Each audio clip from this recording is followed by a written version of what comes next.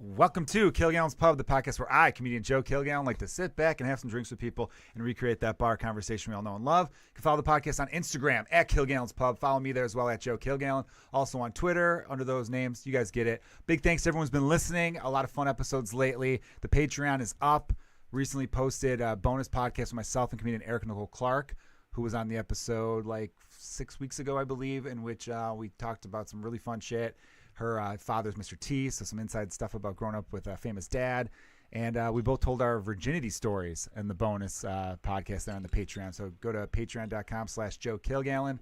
And if you subscribe, you'll also, if you're in the top tier, the $6 tier, you'll get a free digital download to my album that Can't Complain. That's the name of the album. Will be coming out by third week, maybe fourth week of June. Sorry, January. What the fuck's wrong with me, Joe? So about a month away, maybe a little bit less than a month away. We're ironing it out. It'll be a date will be announced by the end of the week. So big thanks to everyone listening. If you're not subscribing on iTunes and Spotify already, please do and rate us and review us there. All right, enough of this bullshit. I'm very happy for this guest today. He is on for a record fourth time. This is my fourth time. This is the first time by yourself. Though. Yeah. So you were on the very first podcast, episode 1 with Infamous. Joe McMahon. Yeah, very fun one. That was Yeah. like laying the seeds down of what this podcast could become. And then you were on the infamous one. The infamous one, yeah. Number 2, which Yeah. is also on the Patreon. Yes. I had to take that down because Tessa was looking for a job, and that was way too high in her Google searches. Oh, really? Yeah. Oh, no. For those of you who don't know, there was a podcast with myself, Jonah, who played referee through most of the podcast. I did. Mediator. And Tessa Orzak. And we started screaming at each other at the end. There may or may not have been tears, a lot of yelling. Yeah. A lot of fuck you, you're a fucking asshole. A lot of that stuff back and forth. That was super fun. It was super fun. And then you were on which is also on the Patreon in video form. Yeah. The St. Patrick's Day one where we went live on St. Patrick's Day. It's about a 2.5 hour drunken shit show. I blacked out in the middle of that. Dude, I had to text you the next day going, I got way too flirty with your girlfriend. Oh, yeah. And I was like, oh. No, in a fun way because I got up and walked away several times during my own podcast. That's always good on a podcast when the host is like, I'm leaving. Well, James had a post going, we have gone off the rails. The host is missing. Dude, you were gone for like 30 minutes. I was texting texting him like the whole time being like, this is such a nightmare for you. Yeah. Because you can't leave. You're the producer. And it was all your equipment. You're worried about drunks spilling whiskey on it. Oh, my God. Once Nolan brought out that bottle. And we started drinking at like 10:30 in the morning, which was later than I wanted even. But we all needed the extra hour or so. Yeah. That was fun, though. It was super fun. And one of the funniest Glad parts. you guys had fun. Well, when I came back, your girlfriend had headphones on and was on the podcast. Yeah. And I remember going like, who's this? And Yeah. I'm like, oh, I know you. It took me, Yeah. I was drunk, So we were all just laughing about stuff. Yeah. And then later you came back. I'm like, you two are a cute couple. Yeah. I'll get in on it. I'll never want to be on a threesome with another dude. But for you, Jonah, I'm there. What do you say? I don't remember any of that. She was just like laughing. Yeah. She's great, by the way. Glasses. Shout out to Her Caitlin. little glasses. She's one of these people. She's got little glasses. I don't know. Glasses on. She wears glasses, but I don't know why, but I always pay attention to how people fix their glasses. She's like the side pusher upper, like Ed Towns, who's a comedian. He does the middle. But the finger. That's like the nerd way, right? Oh, that's not the middle finger. He does it with his pointer finger. Kind of cool. He does kind of cool. Oh, does he? Okay. Yeah, I feel like he's always making a good point, when he's doing it. Why do you notice when people adjust their glasses? I don't know. I'm just because I don't wear glasses, and I'm like, and I need to, and I'm just so fascinated by how people fix their glasses. I don't know why. Yeah, I don't know. I like this one. I'm fascinated by how people adjust their pants. Really? Yeah. What's your favorite? I like to do it my way. Adjust themselves in their pants? Yeah. How a guy. Dude, I just straight up put my hands in my pants and put my dick in the position that most feels comfortable. Some people kind of flop around. Yeah, you do kind of weird stretch. Do that little, grab your pants right there and do a little bit of that move. I'm pretty proud of myself. I consciously don't do that. Oh, I don't give a shit, man. Because I hate that when I'm having a conversation with somebody, I'm like, you're touching your dick the whole time. What are you doing? Why not? That's a thing. Why not? Yeah. You don't care if someone rubs their hands together while they're talking to you, right? If someone was like this, you don't give a shit. No. Why not? Why can't I like to put my right hand on my right nut, my left hand on my left nut. Kind of separate them? And then kind of like, kind of like accordion? Yeah. Stretch out the scrotum skin a little. I don't know what I'm talking about. I'm being a silly guy, guys. Hey, tell me more details. We're recording on a Tuesday afternoon. You're listening to this on a Wednesday. Yeah. You crushed your intro, by the way. Do I? On my podcast, I do the intro separately because I have to do it 15 times. Because I'm like, oh, I didn't like that. And I hit pause. And I only crush it live. Really? I've done podcasts where they're not, we're live on Facebook. Right now. We're streaming live, everyone. And I do it well. I'll do one take. But if I'm doing it by myself. Because you're performing, right? Yeah. Kind of. Yeah. I'm a live performer. Yeah, me too. I don't like scripted shit. I No, like to it's go up weird. there and just like do my thing. Yeah, that's why I hate doing like the God mic thing. A lot of shows for people listening, like sometimes comedians will to give you a 5-minute warning. That's called God mic for the people listening. Well, no, I'm glad you did that. I Yeah. hate. There's so many comedians who will come on here and do inside comedy stuff, Yeah. or they do inside Chicago stuff. Oh yeah, Where they'll be like, you know this place? And I'm Yeah, like, yeah. I know it. but No one nobody else does. Yeah, yeah. And then when I explain it, they go, "You don't know that place?" I'm like, "No, I fucking know it. I'm trying to. People are listening. Right. We're not having a one-on-one That's conversation because in their my house." podcast only has 5 listeners. And Exactly. it's just their friends. Exactly. This thing's gonna be I should big, talk, I everybody. should talk by accident there. No. Oh yeah, I can't I can't do that because it's like you're in a room. One time I had to do it in a separate room with nobody listening, and just I fuck up. I'm so bad at it. Well, because as comedians, we I get like nervous. the instant reaction. Yeah. I need That's that. why, as much as I've liked acting and I've done very little, the audition process is still so foreign to me. Oh, I know. Because you go on them too, Yeah. where when you go on stage, you tell a joke, you know right away if it's good or not. Yeah. When you go in there and act, there's not even any chit chat. Right. I remember telling someone the first audition I ever went on. Actually, there's like 4 people behind a table, and you're supposed to go and just stand in like that, like wherever like little marking is on the floor. Yeah. That's your spot. Yeah. You slate where you go. Right. My name is Joe, this, and I'm so rep by that's who how, or yeah. whatever you do. And then I walked up and shook all their hands, going, "Hey, how you doing? How you doing?" Like I was. They're like, "Who are you?" They're like, no one does it this way. Like Yeah. no one said anything, but it was so obvious that I didn't know what the hell I was doing. Right. But I wish it was like that. I wish you could walk in there and get to know them a little bit. Yeah. And I know they're seeing so many people and they don't have time. Right. But it'd be nice to have a little chit chat. Hey, what's up? How are you? I'm Yeah. from over here. Where are you Look, I from? like that guy. Cool. All right. Nice. Yeah. A little bullshit with them.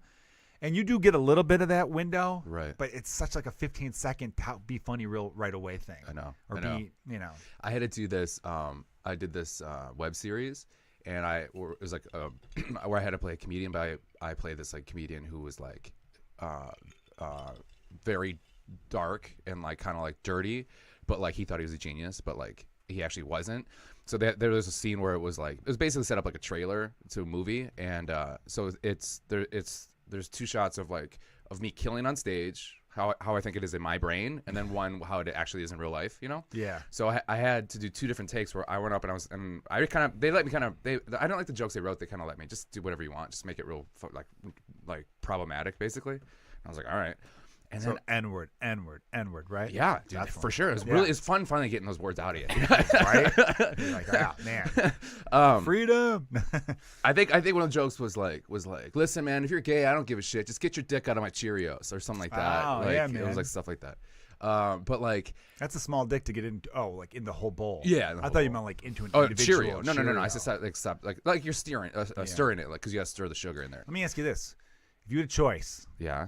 someone said to you, you could have a 12-inch dick at limp, and be 12 inches at hard, maybe 15. That's ridiculous. Let's just say you have a 12-inch dick. Right? Yeah. But it's like skinny as hell. Oh, like a pencil. Like let's say like a pencil. Okay. We'll do a Or little like bit a better. straw. How about a little bit better? We'll do a magic marker Magic. Let's or okay. a Sharpie. Was that a magic marker? Okay. Oh, it's better than a pencil. Well, Yeah, everything's better. Yeah, here, Yeah, this. yeah. Perfect. Thank you. An Expo is thick as this, but 12 inches. Or you could have one that's 5 inches, which I think is a little below average. What's average? 6? 5.5. 5.5 is yeah. average. So you're below average, Yeah. but fucking like Like a the- hog. like a Coke, the Coke can. I don't know. That's a good question. Because you'd have to get. I don't know why. I'm Those are asking. both cursed options. Yeah. Are they? Well, you'd Alright. have to get. But that's why it's a That's fun from fucking either or, Celtic. dude. Celtic Pride. You ever see Celtic Pride? I think once in a long time. This they ask a this question next like that. shot's called Jimmy's Dick. It's short, it's fat, but it fills the gap. That's in the movie. Yeah. It's pretty good. Judd Apatow directed that. Sounds about right. Yeah. Daniel Stern. Because okay, so I don't think a Magnum condom would fit on that 12-inch dick because it's too wide. It'd slip right off. It's true. Right? That's a good point. But that would fit. But you'd have to probably use a Magnum for a super thick dick, right? This is a question for women. I feel like I should ask women, what would you rather encounter? They probably say neither. Well, of course it's a neither. That's the That's fun not the is you have to point. pick. Oh, okay. Yeah. You ever had these growing up in I grade bet you school? they. Ever, I feel like a thicker dick feels better in a vagina. I would love imagine. this conversation. Yeah, but a two guys cocaine- talking You wanna about what's fill you better. up. Well, that's too wide, though. I feel like that would hurt. Yeah, but then I right? feel like the other ways it feels kind of pokey. It definitely would feel like you'd be clenching. As a woman, you'd be clenching your vagina. You'd be Right. doing those Kegel things. I feel like it feel like one long finger in there. You wouldn't want that. No. No. Getting fingered sounds weird. I don't like that. I don't like when guys brag about how good they are. One time my friend was like, he was like 24, and we're just like drinking at somebody's house. He's like, I finger like a bastard. And then everybody made fun of him every girl there was like, what is wrong with you? Nobody wants to be fingered unless you're in middle school. I mean, it's just a warm up thing, right? It's the first time you ever did that to a girl, did you like it? Remember how cool we thought we were?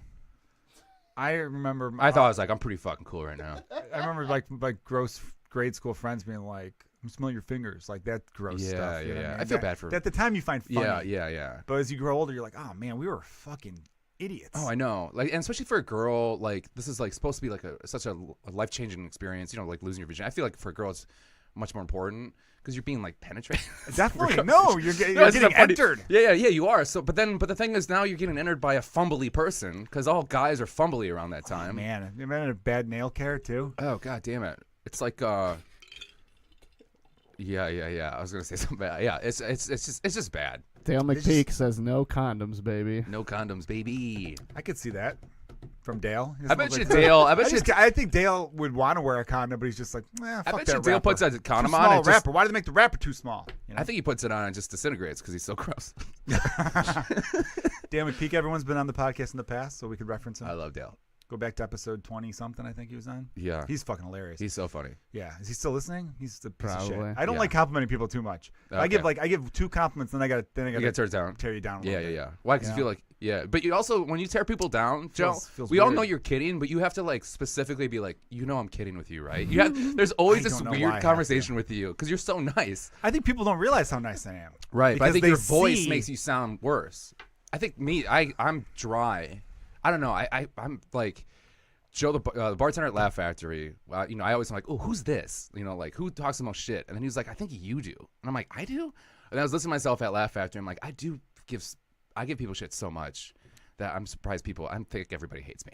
No, Yeah. no one hates If me. I didn't buy drinks for everybody, I think I would have no friends. Well, that helps, Yeah. by the way. Yeah. That does not hurt at all. A couple comedian friends with me went up to me and was like, hey, we want to have an intervention with you, but then we realized that we'd have to buy our own drinks. The very first, everyone go back and listen to podcast episode number 1. You were at the end or middle of a long ass bender. I can't remember. It was like 30 days in a row. My 28-day bender. 28 All days. February. All I'm on an February. 8-day bender now. I don't know why. Now, a bender's when you get drunk every night, though, right? You're not counting having a couple drinks. I don't drink by myself ever. That's good. That's Yeah. healthy. So you're not an alcoholic. Then. No, I'm not. I'm So like if I you- abuse alcohol, but I'm not an alcoholic. That is a difference. I Yeah. feel like. Yeah. I don't. I never revert to it emotionally. I don't drink by myself. I just like the social aspect. I do too. That's why I always wanted to own a bar, because I just see the social aspect. You'd go broke. I would probably go broke. Yeah. From what? Just giving away free drinks? Probably. Yeah. See, that's the problem. Like gotta you'd be really calling rein it Taffer in. pretty soon. Oh, bar rescue. Yeah. No, And I they'd would be know how like, to you set up a can't bar. get drunk every day, Joe. Dude, I would know how to set up a bar real cool. I have an idea. I'm gonna give away a free $1 million Can I plus give, idea, is it multi-million dollar. called Kilgallon's Pub? No, that's a given. No. Just make fun of your name of your podcast. Well, no, I always wanted to have my own pub called Kilgallon's Pub, so Yeah. I just made it a podcast instead. So I would do a bar. I would call it The Basement. That's the name of the bar. The name of the fine. bar is The Basement, Yeah. and then it's designed like a basement, Okay. like you're fucking drinking in your dad's basement. You know, Oh, that's your great. parents' house basement. I would even have a staircase that goes up, like going upstairs, but it Yeah. goes to nothing. You know what's funny about that is that one of the early seasons of Bar Rescue, Taffer did that to this place called Why Not Threes, which is in Milwaukee, where I'm from. Yeah. And he did the same thing, like a 70s basement, and it shut down within weeks. Like it just the concept people hated. Well, I want to do like a 70s. But it was like, basement. but that's a nostalgia's so cool. big I think right that's a now. cool idea. Don't you notice that? Yeah, Nostalgia's huge. but he did it like in a cartoonish way. Yeah, like see, I don't wouldn't think do you that. would do it. No, in a I would have cartoonish like way. Nintendo 64 set up. I would Yeah. have like empty kegs over there, but I'd make them so that they're fun. I'd make Would everything you have like functional. family photos up and stuff? Yeah, Yeah, sure. That's fun. I would do like fun family photos, though, Yeah. like not of like famous families in a Yeah. way. You know what I I mean? think one Or, thing like sitcom families, maybe that'd be cool. that'd be funny. Yeah. Oh, like Michael J. Fox and all that. Yeah, shit like that. Pre-shakes. I'm drinking out of whiskey and Coke out of this big mug, and it rattles like crazy. But I feel like it's a decent little background noise for a I like drinking that. podcast. That's why I like these mugs because of that sound. It's like my favorite sound. It's a good sound. It's like that or like a chain net for basketball. yeah, Best that sound fucks ever. up the ball if you don't have the right It does, ball. but I had a. I like the chain net too. I was like really lucky when I grew up. My mom found place. I lived in Oconomowoc for a little bit, which is in Wisconsin. Oh, by I think I talked about this on your podcast actually before, but they this is how unknowingly racist Wisconsin can be is that in Oconomowoc, their mascot was a raccoon, and they call themselves Oconomowoc Coonies. Until like a year ago, when they're like, that's kind of racist, and it was a raccoon with a robber's mask on. Oh man, yeah. was Why are bad. raccoons criminals? Yeah, There's why? a high school in Chicago. I think because like the old like I think because they're called the Bandits, and the Bandits is a raccoon that like is a bandit, and I'm like, what is this? Why are they stealing? I always wanted that too. Well, there was that one like was it a Vine that was very famous for a while where it shows a raccoon like creeping up to like a dog food bowl that's outside and like grabs a handful and then like runs away. It scurries away. Okay. And they play Michael Jackson's Smooth Criminal. To Oh it. yeah, I've seen that. Yeah. So they must be thieving bastards. Those Maybe. raccoons, man. Yeah, but so They're not friendly. They're not cute. They're scary. People think they're all like, Like it's a raccoon. Great Outdoors made them seem real cute. Hey, or like that one in the Care Bears. They had a Care Bear cousin that was a raccoon that was purple. yeah. It was fun. It was a fun guy. I'm so happy. You get to watch those movies again now. Now that you have kids. Dude, it's the best, man. Is it I'm pumped for Toy Story 4. really? I've never seen the Toy Story movies. It's gonna be the first movie my son sees in the never. theaters. I'm gonna take him. You never seen any of the Toy Story Dude, I've never movies? seen the Toy Story movies. You I've have- never seen Beauty and the Beast. I've never seen the Little Mermaid. fuck? I never. You like the movie guy. I know. Tell everyone how many DVDs and Blu-rays you have. 2,500. 25. I'm not kidding, everybody. I will 2,300. share the post to the Not one Disney Kilgallon's movie. Pub Instagram. Not one what? Almost no. I own No almost Disney? no Disney. I just have. It's amazing. You have like just, I just a have wall full of Newsies. Blu-rays Yeah. and DVDs. Yeah. It's getting out of control. I can't believe you don't have any of the. Dude, the Toy Stories are great movies. That's what I hear. They're not even like you don't have to be a kid to enjoy them either. I don't know. I just can't get into. I've never seen Up. I've never seen I've Wall-E. never seen Up or Wall-E Really? either. Okay. See, I just can't. Both are great. I know. I they? heard those were great. See, Yeah. I got out of those. Like I didn't see Toy Story 3 when it Right. came out. I only Yeah. watched Toy Story 3 like maybe 7 or 8 months ago because my son got into Toy Story. I heard that one's like a tearjerker. Yeah. Is it? I mean, yeah. Really? There's a scene that you're really like, holy shit. I And this next one is supposed to. I read some stuff on the internet about it where Tom Hanks says there's a moment that's movie history. really. And then in this Tim one? Allen says in the Toy Story 4 that's coming out, Yeah. he goes, I had trouble getting through the end. Wow. And I'm like, well, spoiler alert on both your ends. Yeah, in a yeah, way. yeah. In a way. Yeah. That's been an ongoing theme with me is people fucking spoiling shit. That'd be funny. If Tim Allen's like, yeah, and I'm off the wagon now because of that movie. Yeah, I mean, Like, Toy Buzz Story. died and I got a drink. He relapsed because of Toy Story 4. The Toy Stories, the movies about friendship, they're great. Okay. But what are the Cars? I like the Cars Never movies. seen those. Cars 2 wasn't that great, but Cars Never 1 and seen 3 that. were really good. What else? There's a movie called Leap on Netflix that I think, I don't know. The movie Sing. Sing was Never saw it. badass. Never saw it. What about Trolls? Trolls was good. Nope. Yeah, see, well, you're not going to see any of these then. Well, I but don't it's have fun kids, to yeah. rewatch the kids' movies. I'm not against him. You know why? Because I like think you would be. That'd be I fucking think, weird. like my mom like loved Eddie Murphy, and so like I grew up watching like Beverly Hills Cop. Yeah. And like my mom took me to see RoboCop in the theater when I was 3. Which she thought it was like a robot movie, not like, oh, this is an NC-17. I saw the last 10 minutes of Total Recall in the theater Oh, did you? when I Did was you like sneak in? 6. Yeah, I yeah, didn't yeah. sneak. Well, I miss kind of. those So sneaking in. you know, my parents divorced when I was like 5, I want to say 4.5, 5 maybe. And you know, I grew up in the city, and there was the Portage Theater. It was a theater like the Logan that would show a movie like 2 months after it came out originally. Oh, But the the Logan kind of gets budget movies right stuff? away. You know, like cheaper, like the what do they call it, the second run or third run or something like Yeah, that. yeah. So I remember like when I was in was it going into freshman year of high school, I saw American Pie for $1.50 on a Friday night. Oh, fun. Yeah, and Yeah. it'd been out for a couple months at Changed big your life. theaters, you know. Yeah. Great, yeah, man. Yeah. I started fucking pies after that. Why wouldn't you? Yeah, right. They're warm. Yeah. And when I was a kid, though, I think I saw Ghostbusters 2, me and my sister, in Yeah. the one theater. 'Cause there's 2 theaters. Yeah. And my dad's like, when it's done, you know, I don't think he said come in here, but he said like, yeah, I'll meet you in the lobby or something like Yeah. that. I think he thought the movies were timed out to end around the same time. Okay. They weren't. So we went in there. He was sitting by himself on an aisle, and we're like, hey, do you have any popcorn left? And he's Yeah. just like, shh, all right, sit down. Yeah. And then, yeah, it's a very violent last 10 Yeah, minutes. yeah. And Great then- movie. Yeah, and then I remember seeing it as a teenager going, oh, there's a woman with 3 boobs. I wish I would have saw that when I was 6. That would have been a fun little viewing. Yeah, so like yeah, my mom and dad divorced when I was 3, and I don't know, I think she just was like, go for it. She never was like, you're not old enough to watch that, until my mom remarried to my stepdad in like 3rd grade, and then that's when he was like, he can't watch that yet, and my mom's like, what? And then so she had to kind of like follow it, like, you know, Yeah. the parenting style of that. So I just was into like 80s action. Like if you look at my movies, they're all like shitty action. See, I'm like you like that. I wasn't into the kids' movies when I was a kid. Yeah. I like them now. And I mean, I don't get me wrong. I saw it. Like I saw Beauty and the Beast. I saw Lion King. I saw Aladdin when I was a kid. Because those came out like in succession Never seen from the Lion ages King. like 7 to 10 for me. Lion King's a good one, man. The new James is getting mad at me. Asshole. They did they did a remake of Beauty and the Beast that was pretty good. They're doing a live action Lion King, which just seems stupid to me because it's fucking lions. Yeah, you want to turn that off, James? We're recording a podcast. Oh my You're a producer. Good Lord. Is it me? I wanted to share my thing in here. Anyway, though, yeah, dude, like, I was like you. I was really into 80s action, 80s comedies, early 90s Oh, comedies. my God. Yeah, like yeah. Uncle Buck and Love Planes, it. Trains, Automobiles and Ferris Bueller's Day Off is still my favorite movie. I just watched Summer Rental. Caddyshack and Stripes. I remember seeing Stripes. Caddyshack and Stripes, watching it on the couch with my dad, and then when there was a nude scene, he'd cover my eyes. Okay, yeah. He'd be like, "Hey, cover your eye," you know, he'd like Yeah. jokingly, and I would try to like look around the eyes Yeah. because I wanted to see boobs. Yeah. And that's when I knew, man. I knew I was heterosexual right away. Yeah. I remember like someone saying, you know, like in high school, someone in class said something like, "Oh, they choose to be gay." Oh, You yeah. know, like in one of those classes where you're allowed to like big open discussions. And I remember, sorry, I'm switching gears here. Yeah. But I remember thinking, just, you know, you're not political yet in high school. But I remember whoever kid said this must have had like some asshole parent or Yeah. something. And I remember going, wait, you're saying they're choosing to be gay just to be different and to be Yeah. like whatever? He's like, yeah. And I'm like, well, I didn't choose to be straight. I know Right. that. Yeah. Because I remember watching those movies as a kid being like, yeah, Mhm. cool. You know, and I remember being like 7, slow. And on Caddyshack, the one Lacey, who plays the judge's like niece, she goes down a slide and Chevy Chase's pool. Yeah. Chevy Chase would have been a cool name. Yeah. Chevy Chase's pool naked. And I would try to like pause it to see if I yeah. could see her Yeah, naked going yeah. down the slide. Yeah. Nice. And I had a friend in T-ball when his mom was like, "Did you drink your juice box, Henry?"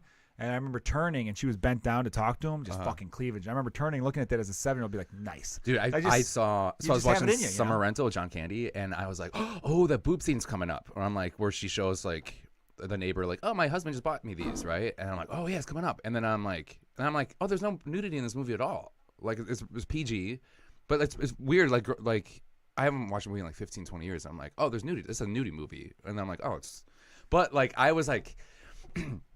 I got this new Blu-ray player. It's a Oppo player, and it's like incredible. And so, I mean, like the resolution, it basically upconverts the DVDs to like Blu-ray quality. Oh, cool. Which is why I got it. And but so then you see for a second, I was like, oh, and I paused and I went back like frame by frame. I'm like, oh, there are nipples. There are nipples for just a slight second. Where I'm like, and I still got the PG rating. Just to show how pervy girls could be too, because I know we're coming off very pervy right now. Yeah.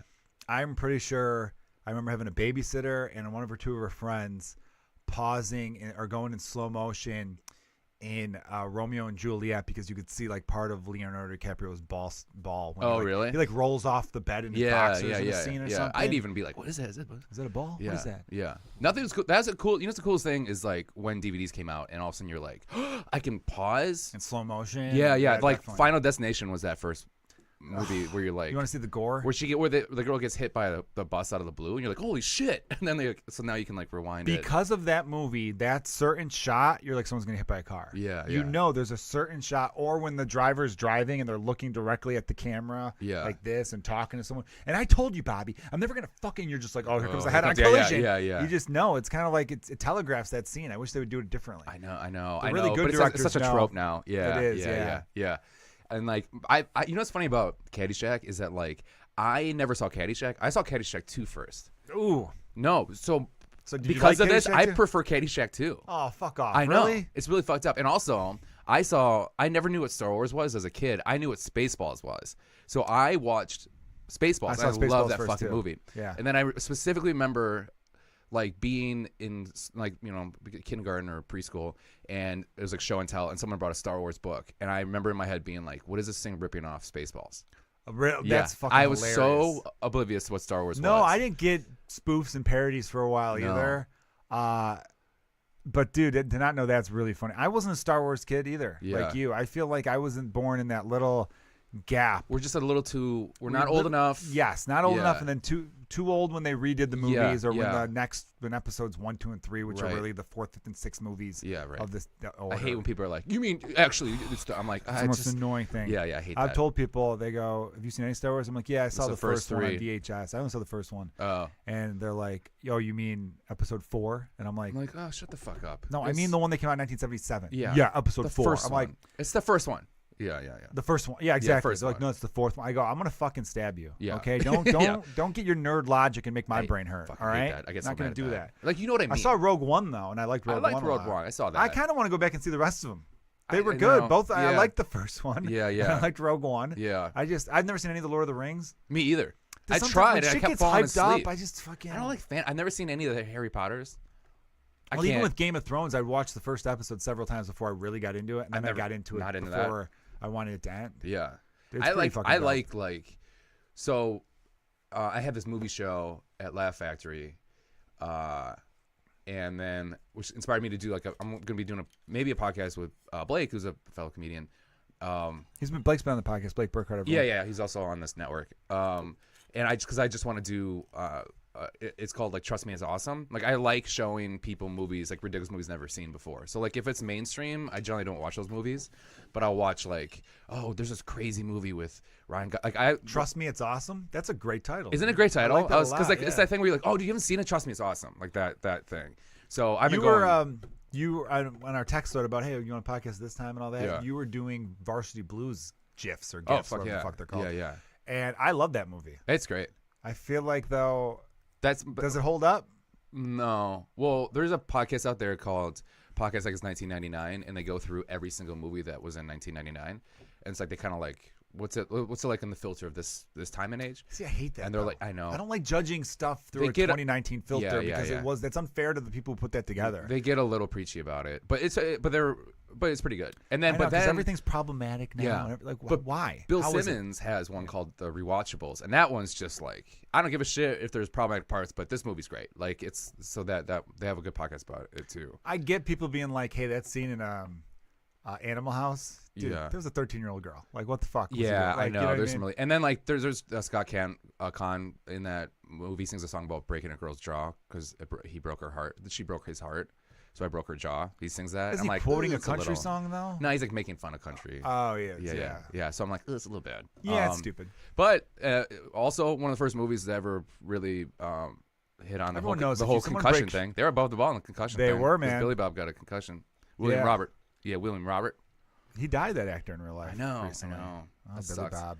That was 'cause all my friends Who's watching were- Sausage now? The fat pig he had? Was his name Sausage? No, it was Oh Bacon. yeah, His name bacon. Yeah, bacon. I love that dog. Fucking Bacon. He's like, I think that's a pig. I love What's that her dog. name? What was the actress's name in that does the whipped cream bikini? Yeah, That she's was, in Final Destination. Oh yeah, she is. It was every boy's fantasy. Yeah. I Fuck know. is her name? Ellie Larder or something? I think you might be getting close to. Yeah. I think that's Yeah, something yeah, like yeah. that.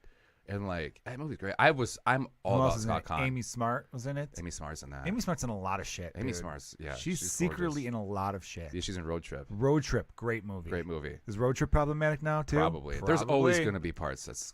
I know. It's I annoying. just like. I understand If the it came argument. out now, I get it. Yeah, I yeah. understand the I argument get the too. argument, but I also like there's a context. That's the thing too. Is like, so I've been going down this like wormhole, rabbit hole of like bad movies for this podcast, right? And like, holy shit, there are some like those buddy cop movies when all of a sudden it was like Rush Hour, but like 20 years ago. Like it's like there's one with Jay Leno, and and then Pat Morita. It's I don't know who the fucking hell bad. that is. There's one I just bought. I haven't watched it yet called Partners, where it's these two Are these cops all get straight to DVD movies you're gonna be reviewing? no, yeah, well, they're like hard, but the best thing is like Amazon Prime is going all in on these really bad 80s movies. I like Amazon Prime. Yeah, they have the best selection. It's amazing. Someone was telling me. Someone tweeted. I think this comic Steve Hernandez out of LA, nice dude. He tweeted a thing where. You always do a compliment. You do have to do a compliment every time. All right, you're right. Yeah. Yeah, Well, yeah. he's a dick now. Fuck him. Oh, yeah. He tweeted a thing. There's some Amazon. It's on Amazon Prime. It's a comedy special from some dude. I gotta find the name. And he posted it. Go to Steve Hernandez's Twitter if you can, James. Yep. I think it's like at Big Hearn or something. Cool. And if you scroll Oh, down like a Big bunch, Perm? yeah, like I think From it's- Friday? Yeah, something Yeah, like that. nice. Big Hearn though. What up, Big Perm? I'm a big for Worm. Big Hernandez, Yeah, Big and Worm. it is he like filmed on his phone and then shared like the clip of it, and the dude literally it's like a open mic. There's some bad ones. It's like an open mic that they put on Amazon Prime. Yeah. And the guy literally is like, "All right, let's see if I could remember this last joke." Oh God. All right, well that's it for me. Everybody, that's how he ends. Yeah. That's how he fucking ends it. And they put this on. That's like those road comics Amazon. that are like selling their like, oh, it's my special, and it's just like a camera on a tripod, Think and you can I see found people like Yeah, serving. I mean, look, there's nothing wrong with. I saw one where the door's open. It's a kitchen. You can see the people there's working shit like in the that. kitchen. I mean, there's nothing wrong with self-producing your own special. I'm doing that basically. Yeah, but like you did it in a good way. Yeah, we filmed it at a sold-out show in front of a great crowd. You're not and, recording on a GoPro. No, dude, it's. I just want to know. I want to talk. I want to. That's why I got to get one of those comics on here. But I feel like it'd be too mean. I just want to know Like, what were you thinking? Yeah, There is a comic. there's these comics. Everyone. Yeah, you know what I'm talking about. Okay, cool. Yeah, Real quick, Yeah, let me just summarize for people who aren't in our world. I won't mention anything else, but Yeah, for everyone Yeah. not in the world of stand-up comedy, there are these guys that call like road dogs who do like these small, mid-level cities in a way. they're like blue collar workers of comedy. Yeah, and they live out of their car, some of them, It's or they live sad. real cheap, and the worst part about it, because one thing you could be like, oh look, they're still living their dream. It's almost like in baseball, the minor leaguer who's still playing in his 30s, where it's like, dude, you haven't made the majors yet. What the fuck are you doing? Well, doing this is better than working at It's true, yeah. some fucking service job I don't like, or retail or some bullshit. You know what I mean? Dude, I bet you have the stories that we could tell about these people. It's sad. It's sad because it's like Well, I think the saddest part is that their material's terrible. They Yeah. never evolved past. Yeah. You could tell they're these people that maybe in whatever magic year of their comedy career had like a good year, They had like a real big year. And then they got a wife and kid, and then they can't a like. lot of them don't even have that. I know that's Dude, the that's worst. what they don't even have that. They're just themselves. I think they had a good year in which they started running around doing some clubs. Yeah. And they got into their head going, I got this. Their shit didn't evolve. Yeah. They didn't look to see what the next thing was. Yeah. You know what I mean? And they just stayed stuck, but they built enough relationships with these clubs so that they could go to like a Rockford, Illinois, or like a fucking Toledo, Ohio. I don't know, just these cities like that size, and occasionally do a big city here or there. Yeah. And it's just it breaks your heart, Dude, because it's sad. I met this one that was like I just started comedy. It's my first one of my first gigs hosting, which is like in comedy. It's like the first job you get. It's the first paid job you get, right? And like so I'm like so excited. I'm like wide eyed and bushy tailed, and I'm like outside talking to the headliner. I'm like, oh my god, it's the headliner, like oh my god. And I just saw him like he's picking up cigarettes and he's putting it in a shoebox. Yeah. And I'm like, what are you doing? He goes, I stomp these down and I make my own cigarettes. I save a lot of money. Yeah, I'm like, I mean, oh my god, you're the thing I want to be. Like you're the. And then he was like, don't introduce. I got his name wrong the first time, and he tried to get me fired because I mispronounced his name. I know they're bitter assholes. Yeah. And then he was like, when you introduce me, get off stage. I said, okay. He's like, don't wait for me, just get off stage. Like, all right. And I did it. I went off stage, and all of a sudden, this song plays, and it's all these comedians being like, yo, this is Chris Rock. Yo, this is Chris Rock. Like, you're the funniest comedian I know, man. And then like it's another, hey, yo, this is Tim Allen, like that. And by the he end, had his own hype intro. by the end of the weekend, I was like, that's the same voice doing all of those voices. Oh my god. Yeah. And then he would go up and he had an R, like as a necklace, like a big R. And he goes, this is gonna come into play later. And he'd wear it the whole time. And you're like, what's going on? And then he would just do street jokes, right? Just street jokes. And his closing bit was like, all right, you guys know this is R, right? And then he picks out a lighter and he's like, this is fire, right? R, fire, okay? And he goes, I always I'm a little old. I always want to be my own boy band, So did you always want to be in a boy band? And the guy's like, I don't know. And he's like, why don't we start our own? We'll be a man band. We'll be like men doing it, right? And I think it'll go something like this. And he plays Backstreet Boys, You Are My Fire. And every time it goes, you are, he points to the crowd. He goes, you, and he points to the R, you are. And then he goes, my fire. He says, takes a lighter, fire. And he goes, the one desire. He's a fat dude, brings up his belly and shakes his thing. And you're like, okay, so he does it for like 30 seconds. No, he does it for the whole song. He does the full Backstreet Boys song. What a cool guy. Yeah. And then I'm like, this is the worst comedy I've ever seen. And one of those nights, he got a standing ovation by like 4 people. And I'm like, what is going on? Where was this? What town? Milwaukee. What club? It was at the cafe. Okay. That's now closed. And I started up there, so then I started at Joker's. Joker's was the only club. I like the Milwaukee clubs. Yeah, sometimes they're They great. used to do Giggles in Brookfield. Giggles Brookfield, Pub. Wisconsin. I think that's Giggles going to be at Comedy Improv now. Pub. Yeah, it is, from what I heard. Yeah. I used to do that club. But Joker's was the first club because at that time, Comedy Cafe would not book locals because there was no scene up there. Yeah. So that I just would go to Joker's, but Joker's was underneath the strip club. So and their open mic was actually their Thursday show. So they had their Thursday show. The first acts were the open micers. So it was us. So isn't it amazing how bad people are running comedy? oh, it's insane. It was. I mean, all the managers had guns, like on their. I know, ankles. it's like real like It was like mobbed up shit. It's clearly like they're funneling money through this because like it never sold out and it ran for like 10 years. James, do you have the thing I'm talking about? Do you Yeah, look it up? Donzilla's Comedy Showcase. Donzilla's Comedy Showcase. Everyone, even if you don't like stand-up comedy, you're going to get a huge laugh of how bad the production value is, how bad the comedians are on it. Do you want to play a clip or no? Yes, I do. Okay, all right. There's a 4-second clip and a 45-second clip. Which one do you want? There's a 4-second clip. Play Yeah. the 45, but then, All right. you know when to stop if it gets bad. All right, here. Let's see what we got here. Let me start it over. Oh, James. Yeah, Yes. buddy. Yes. Yeah, hang on. On your text. Yes. Yeah. Here, we're starting this over. Hold on. So there's a guy on stage, big guy. Joey Crack, I love that guy. Can you turn it up a little? Yeah. Actually pretty funny. No, but where was I going with this? Oh, Oh yeah. my God. I'm overweight. I need to lose weight because when your knees start making popping noises, you've gone too far. But anyway, No laugh. No laugh. No laughter. Joke for ya, if I can Zero remember. laughter. One more joke. Are you Processing. Anyway. Oh, he's clearly. I mean, Oh my God! even in his brain, he's That's bombing. my set He knows it. tonight, guys. That's his set. He just goes, that's my set tonight. That's a special. That's hilarious. Ooh, my friend Michael Pecco mentioned, you ever see the movie Monster Squad? I love that movie. Great fucking movie. Good call, Michael Wolfman's Pecco. got nards. Yeah, Wolfman's got nards. Hell yeah. Can you turn this shit off, please? Such a bad producer. Oh my God. I just got Band of the Hand, which is a good 80s kind of like romp movie. Yeah. So yeah, watch it again. What's it called? Donzilla's Comedy Donzilla's Showcase. Comedy Showcase. On, I don't know where it's shot out of, but It's in. He has the all the stuff up here. There's this big long post from the producers of the show. Oh God. Um, Are they Oh, apologize? it's Seeking Talent, It's in right? Omaha. Omaha, Nebraska. From yeah. That's the thing is like Amazon's like I don't give a shit. It's content. There is nothing more uncomfortable than watching bad stand-up comedy, right? Or bad No, improv. bad or improv. Bad improv's worse. I It's I a will group I will effort. I will firmly stick by this comment that like bad improv is the worst you've ever seen. Bad stand up is tolerable compared to bad improv, but nothing will ever make me laugh harder than great improv.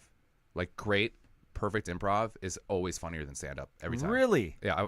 If you see I haven't dude, seen great improv in a I've long seen time. Though, so. I have memories of some of the best shows. I saw when I first moved down here. I was doing I did improv like 4 or 5 years. So I I'm did a little. improv before I did stand-up. Not in Yeah. a group, but I was in classes. Dude, I saw Tim Robinson, who has a show on Netflix now, A. Bryan, who's on SNL, and Brendan Jennings, who's one of my favorite improvisers, who's the janitor on AP Bio.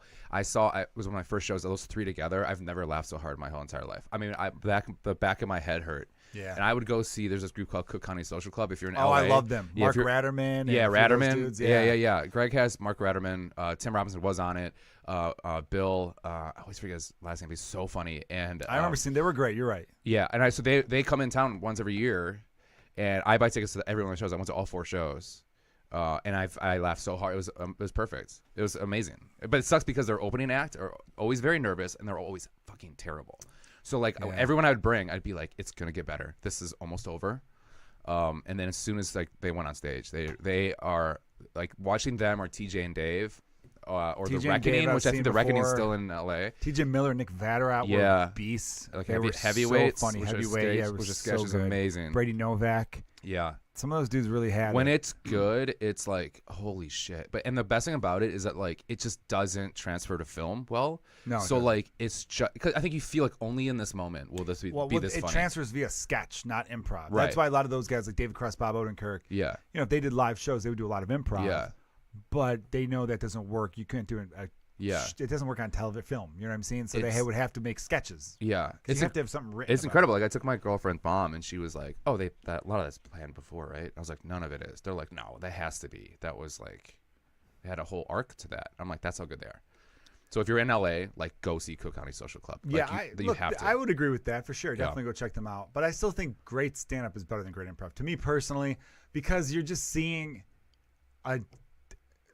improv's obviously in the moment, so I Yeah. think that's where it's special seeing it live. Yeah.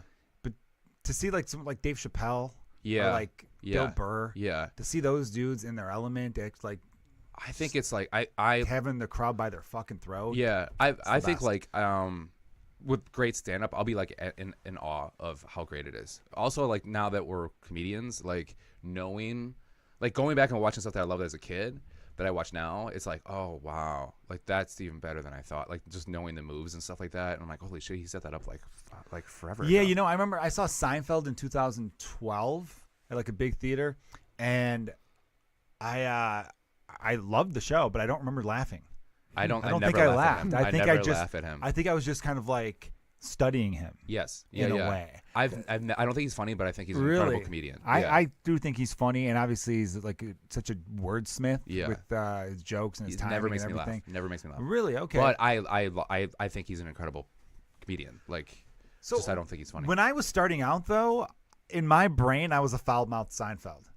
I had a could lot see of that. energy, Yeah. and a lot of my jokes were set up that way. I had a joke about Simon Says, the game, where I was like, who is this Simon? Yeah. And why is he such a demanding prick? Simon Jesus says this, Simon says that. That's Yeah, a yeah. Seinfeld joke. Yeah. It really is. I had a joke about recess, where I talked about the teacher who would say, well, class, today recess is canceled due to the actions of Jonah. Oh yeah. You could all thank Jonah for canceling recess. And I'm like, Jonah loves recess. He would never cancel recess. Right. This is your shit right now. Right. And you're trying to get us all to mob up on this dude. Right, What right. kind of fucked up teacher are you? So it's basically, that's a Seinfeld-esque observation, but it was me, Joe Kilgallon, swearing it up, being Right. like, what the fuck is this? And what the Yeah, fuck is yeah. that? But it was all that same, You know what's crazy is that Seinfeld-esque I bet thing. you sold that better than you've ever than when you first started. Have you ever like told like your jokes that you're embarrassed of when you first started? I did tell one joke. I had a joke about teachers that I told recently.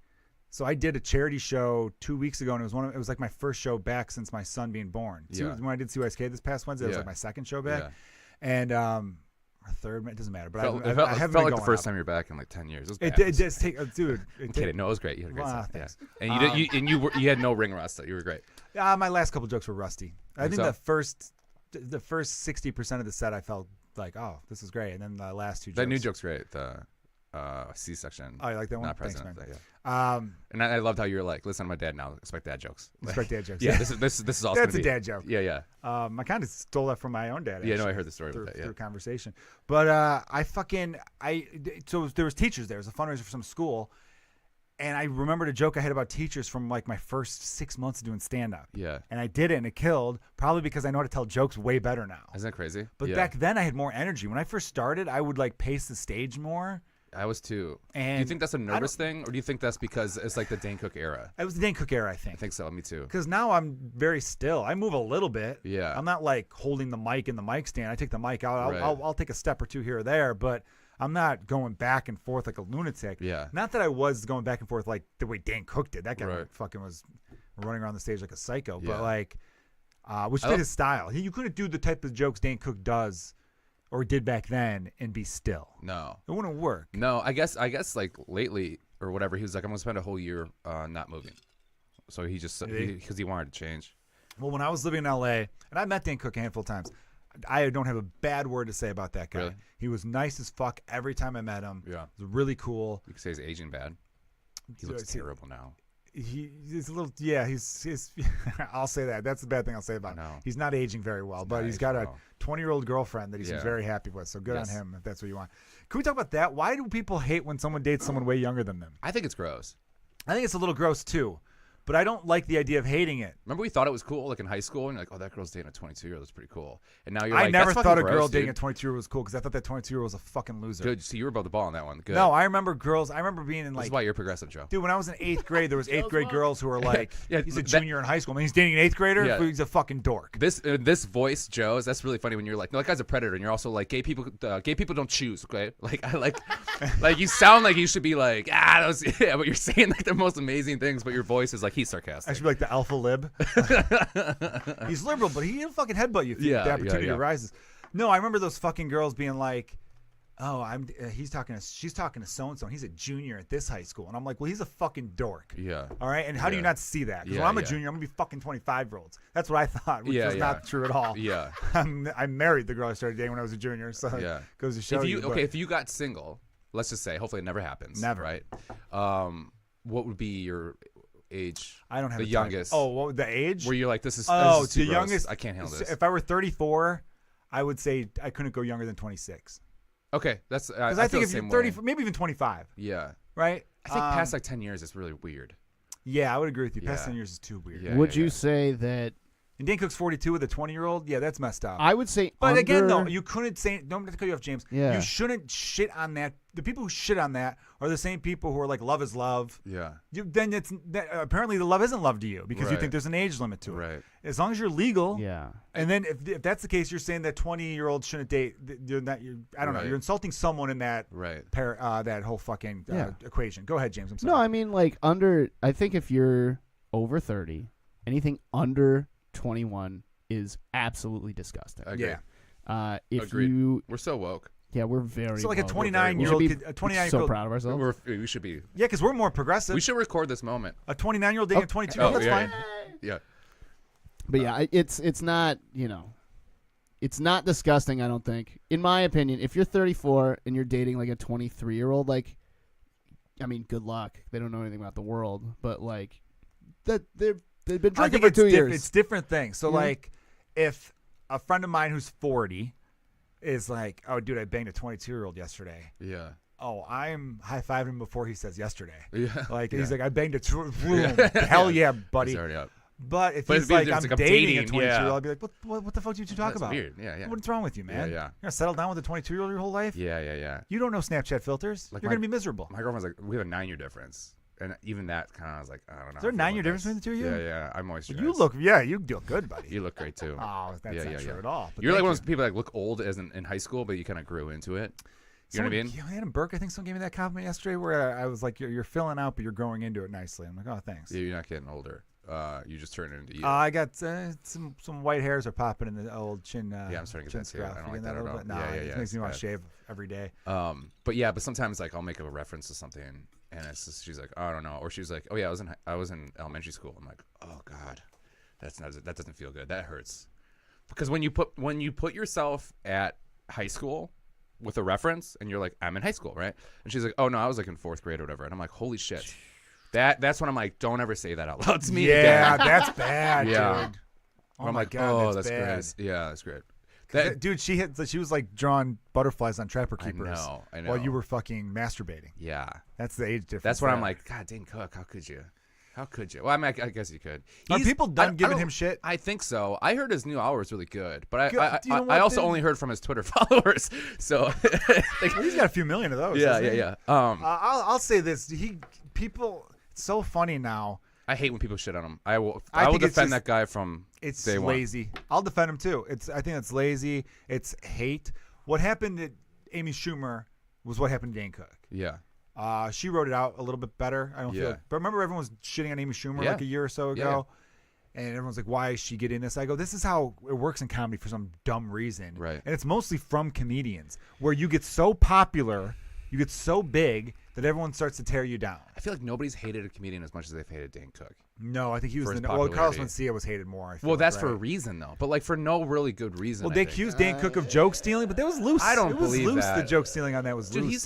he released. He like, said 7 hours out there, and only 3 or 4 jokes have been accused of being similar to right. others. And like Louis, like, And oh, the I Louis think you joke just- was bullshit because you could say that Louis stole that from Steve Martin. You could say Steve Martin stole that from Bill Cosby. right. The whole joke about I want to name my kid weird Yeah, names. yeah, That was not Louis C.K.'s. Yeah, yeah. And then the only joke I thought of those 3 accusations was the one about the itchy asshole one. I guess was pretty damn similar. That's pretty similar. And the car one. The car one. The car one was pretty close. It's pretty. That's close, when you're like, but- I don't know.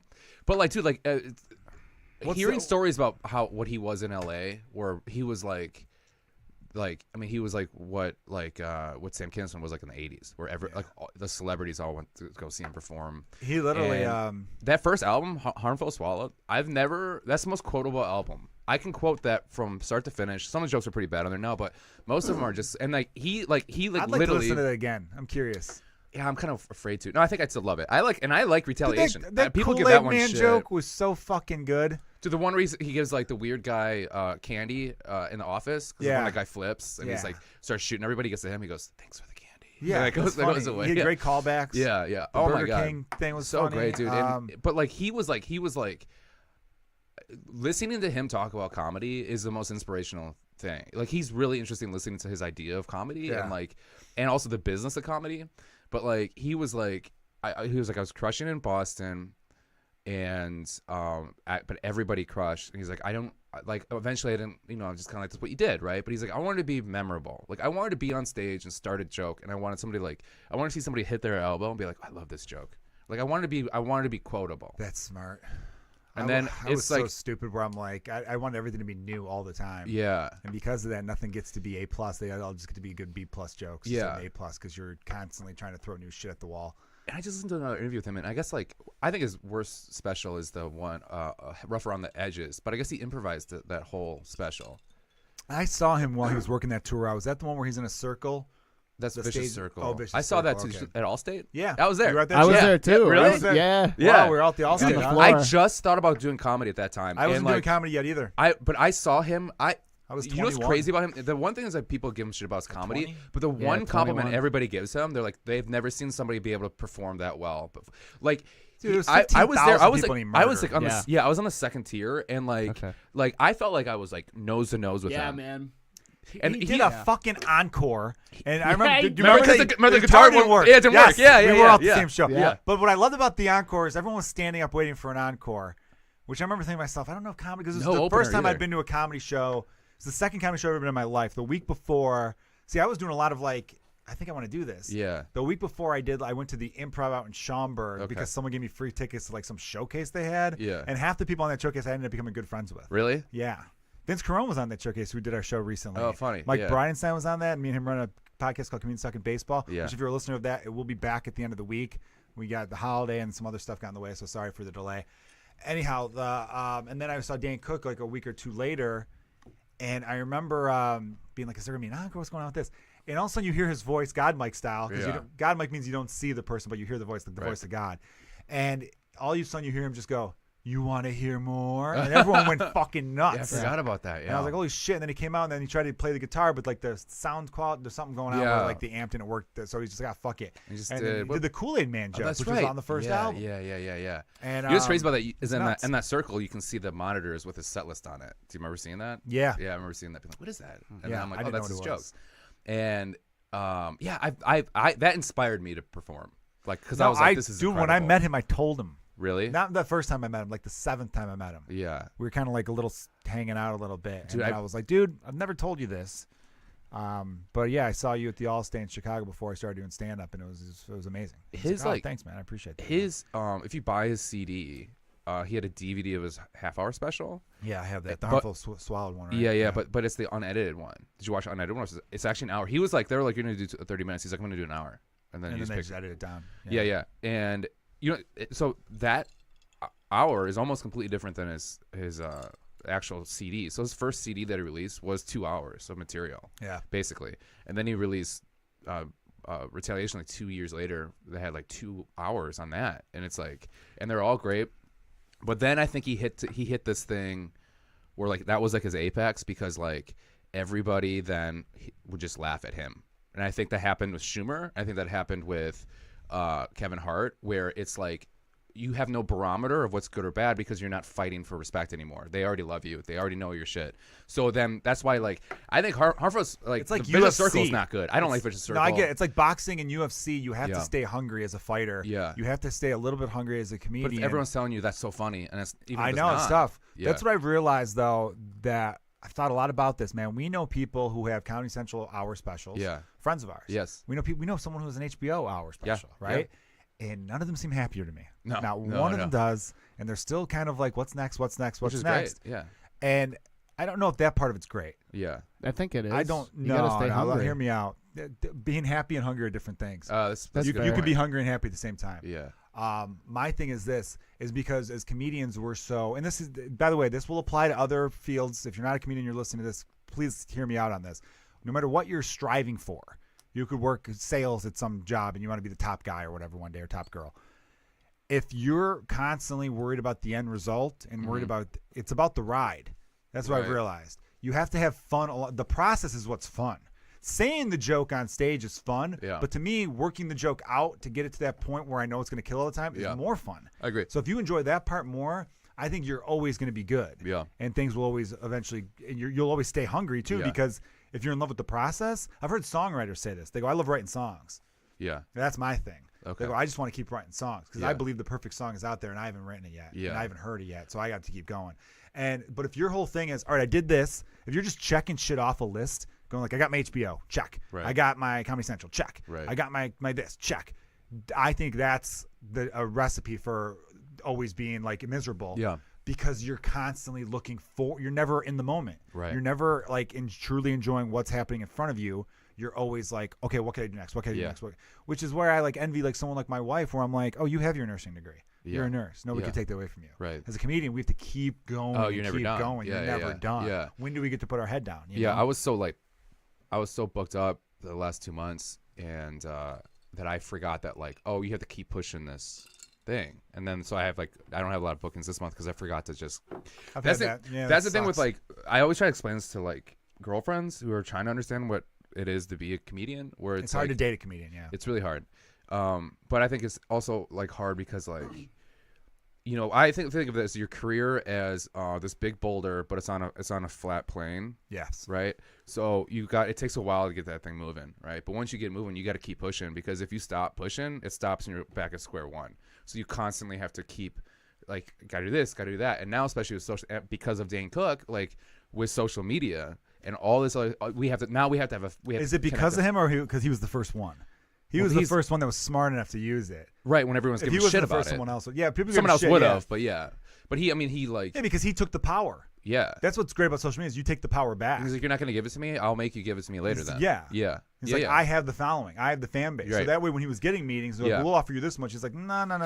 no. These million people say you're going to offer me this fucking much. I was on my school committee, who in college to like book comedians, and we were like, this is right when Dane Cook was starting. That was before the special we went to. When I like just randomly bought his CD, and I'm like, who's this guy? And I listened to it. I'm like, oh my god, this is so funny. I'm one of those guys that was like, we'd listen to it at work all the time. Me Whenever too. we're in a car, I'd show people it, and then they would buy it, and like it was like this weird, like, look what we're building. We're building this guy. It's so cool. And he said before he was just like middling on the road and like basically sitting in his underwear playing video games all day, and he was watching this documentary, and it was about this punk band that was like handing out flyers at like some square, and one of the guys was like, oh, okay, well, so your name is this, but like you don't have any dates on here. And then they said, well, we don't have dates yet, we just want people to know who we are when we do. And that's when Dane was like, I'm going to use that with social media. And he would like, he used like Napster. He'd put his clips on Napster. Yeah, and I heard then he would cut up his jokes, make them like 2-3 minute long jokes. I remember his old And at the website. end, I used to yeah, go and to his website all the and time. at the end of them, he'd say DaneCook.com, Yeah. or DaneCook.net, Yeah, whatever the fuck it yeah. was. He learned how to like do. He's like the original like DIY. The comedian. famous story was that he had a meeting with someone and they weren't buying it, and he's like, with the AOL. do you have thing? do you have Yeah. AOL and some messengers? Like, yeah. He goes, okay, can I just he logged in, and then he went 5, Yeah. 4, 3, 2, and because when you get an instant message, Yeah. a box came Yeah, up. It was yeah. like its own window. It's You're so funny. How He that crashed the guy's computer. Yeah. And he goes, Because the guy was "Holy like, shit, "Who what are the you? fuck You is don't have that?" a TV show." He hosted SNL without ever being in a movie or TV, other than Simon Says, which is on 0% on Rotten Tomatoes. Yeah. But yeah. Did he host SNL before he did Good Luck Chuck and Employer Yeah, of the that Month? was like all that, Wow. and then he just made some bad decisions in movies, and I actually I hated all those movies. I did like My Best Friend's Girlfriend. My Best Friend's Girl. I heard that was good. That's actually I heard good. that was solid. And Or he's wasn't he actually a good in the producer on Mr. Brooks movie? I heard he was. He was 'cause in he wasn't comedy. Yeah, he's or not bad. whatever. He's in a new movie, American Exit, that I heard is pretty good. But I also only heard from his. Well, Instagram back to the followers. hating of him real quick. I just thought, like, look, if he's not your brand of comedy, that's fine. I thought he was funny. Some of the later stuff I wasn't that into. I liked his little comeback one where he was at the Laugh Factory. I love that actually. one. That was great because he showed the a first sense joke's of humor. terrible, but like when he starts talking about his dead parents, it's Yes, great. he had a sense of humor about himself, about the internet hate he got, and some Yeah. other. It was Yeah. fun. It was he was more honest in that one. But I just have a lot of respect for that guy because, and I think a lot of the hate was a backlash to the fact that stand-up comedy was never cool to college kids before him. Right. Comics would do college shows, but Right. they talked about them as being like, "Look at your fucking college." Like, But that's not say he demanded $100,000. he was getting $100,000 a show. Yeah. Fuck, God. But he was filthy fucking rich. Still is. I've got friends Yeah. who knew him where they were like, "Oh yeah, he's got a big house up Even in the though hills." his brother I've been took there. $10 million. That's crazy. Yes, I know. it was a bad year. He had, which this is a nice little segue was into a what we're lot. gonna talk about. Yeah. His dad and mom both died within like a year, and his brother Cancer. embezzled all of this money $10 from him. million, and then the whole world turned on him. And then Except for his followers. everybody, he kept strong, not really strong. Yeah. People who liked him were like, no, fuck you, I like him. And then they're like, oh, But you gotta he's been respect that, acting too. weird lately. It's like, yeah, how could you not? He's With going all through that some shit publicly. Yeah. I just have a lot of respect for how he built his following up. I think he's one of those guys who's just like, he's never gonna be a great artist, but he's an incredible. You're never He's gonna an be like entertainer. he's an entertainer. But at the and end he of the day, and he's just happy that's- about doing stand up. I'd rather be considered a great entertainer than a great artist. Yeah, yeah. I'm not looking for the art. I used to fight with people going like, I'm not a comedian. I'm not an artist. I'm a comedian. Yeah. The way John Kruk famously said, I'm not an athlete. I'm a baseball player. Oh. Because the reason I do that, and I still don't even like referring to stand. Look, obviously, stand-up comedy is an art form. Yes. I don't like referring to it as that because it sounds too serious. Yeah. It's like we're all taking ourselves too serious. I remember there was a show poster once saying like featuring the funniest and smartest comedians in Chicago, and I'm like, that is such a Get the fuck comedy outta here. thing. Yeah. No audience member gives a fuck if the comic's smart. Right. They care if he or she is funny. Yeah. Are you funny? Are you gonna make me laugh? That's what I give a fuck about. Right. But comics all have this built-in insecurity Yeah. of like, oh, we may be telling jokes, but we're trying to. It's Yeah. just like fuck off. You know what's funny is And the like- Trump shit has made it worse. Where Yeah. everyone's a political comedian now. Yeah. People who never talk politics are now using most of their Twitter time shitting on Trump, which is like, I get it. I'm not saying he doesn't deserve to be shit on, but it's like, it's boring. It's fucking boring. I think the problem too. I talked about this on Blake's podcast, where I think it's like, I personally don't like the new attitude of the newer comedians. I'm not crazy about I don't know it if I was like that. That's something like I think we all maybe were. Are like we that at getting first. old? That's what they Yeah. accuse us of. Oh, you guys are just old. Get off my lawn. I'm like, no, not really. The problem is, to me, it's like, oh, the crowd just didn't understand me. It's like, no, improv. That's one of the reasons I walked away from improv, because it was never like, hey, we're not doing good right now. Like the team I was on, they'd always be like, they just don't understand our art form, or they don't get what we're doing. It's like, no. That was the thing about. I took classes from Cook County Social Club, and sweet. it changed my fucking idea on comedy. And they were like, nobody's walking out of the show being like, that improv form was incredible, but I didn't laugh at all. They were gonna be like, that was just a bad show. Yeah. So like, just be funny. And the thing is like, you can still be. You have to be honest. You can be an artist, but still be funny. I hate when people are like, oh, you're just not into that shit. I'm like, no, you can talk about anything you want. Prescott told me that once when I first moved here, and he was just like, you only get two. Prescott Tolk, everyone's very funny writer comedian. too. But he was just like, you only get two, like, I guess that wasn't funnies in your set, right? Yeah. Where you're like, maybe the joke's not there, or Sure. whatever. You get two. After two, it's like, it's you. Yes. Like, you're not funny. I would It's agree not with your that. material, it's you then. I think there's a new, and I don't like. I'm going to dismiss anyone right away who's going to think that Joan and I we're older and we're like fucking being those get off my lawn guys. Like when I bitch about the NBA, sometimes people are like, oh, you're a hater. I'm like, no, I'm not a hater. And I'll complain about new music. You love new music right now. I look at it this way.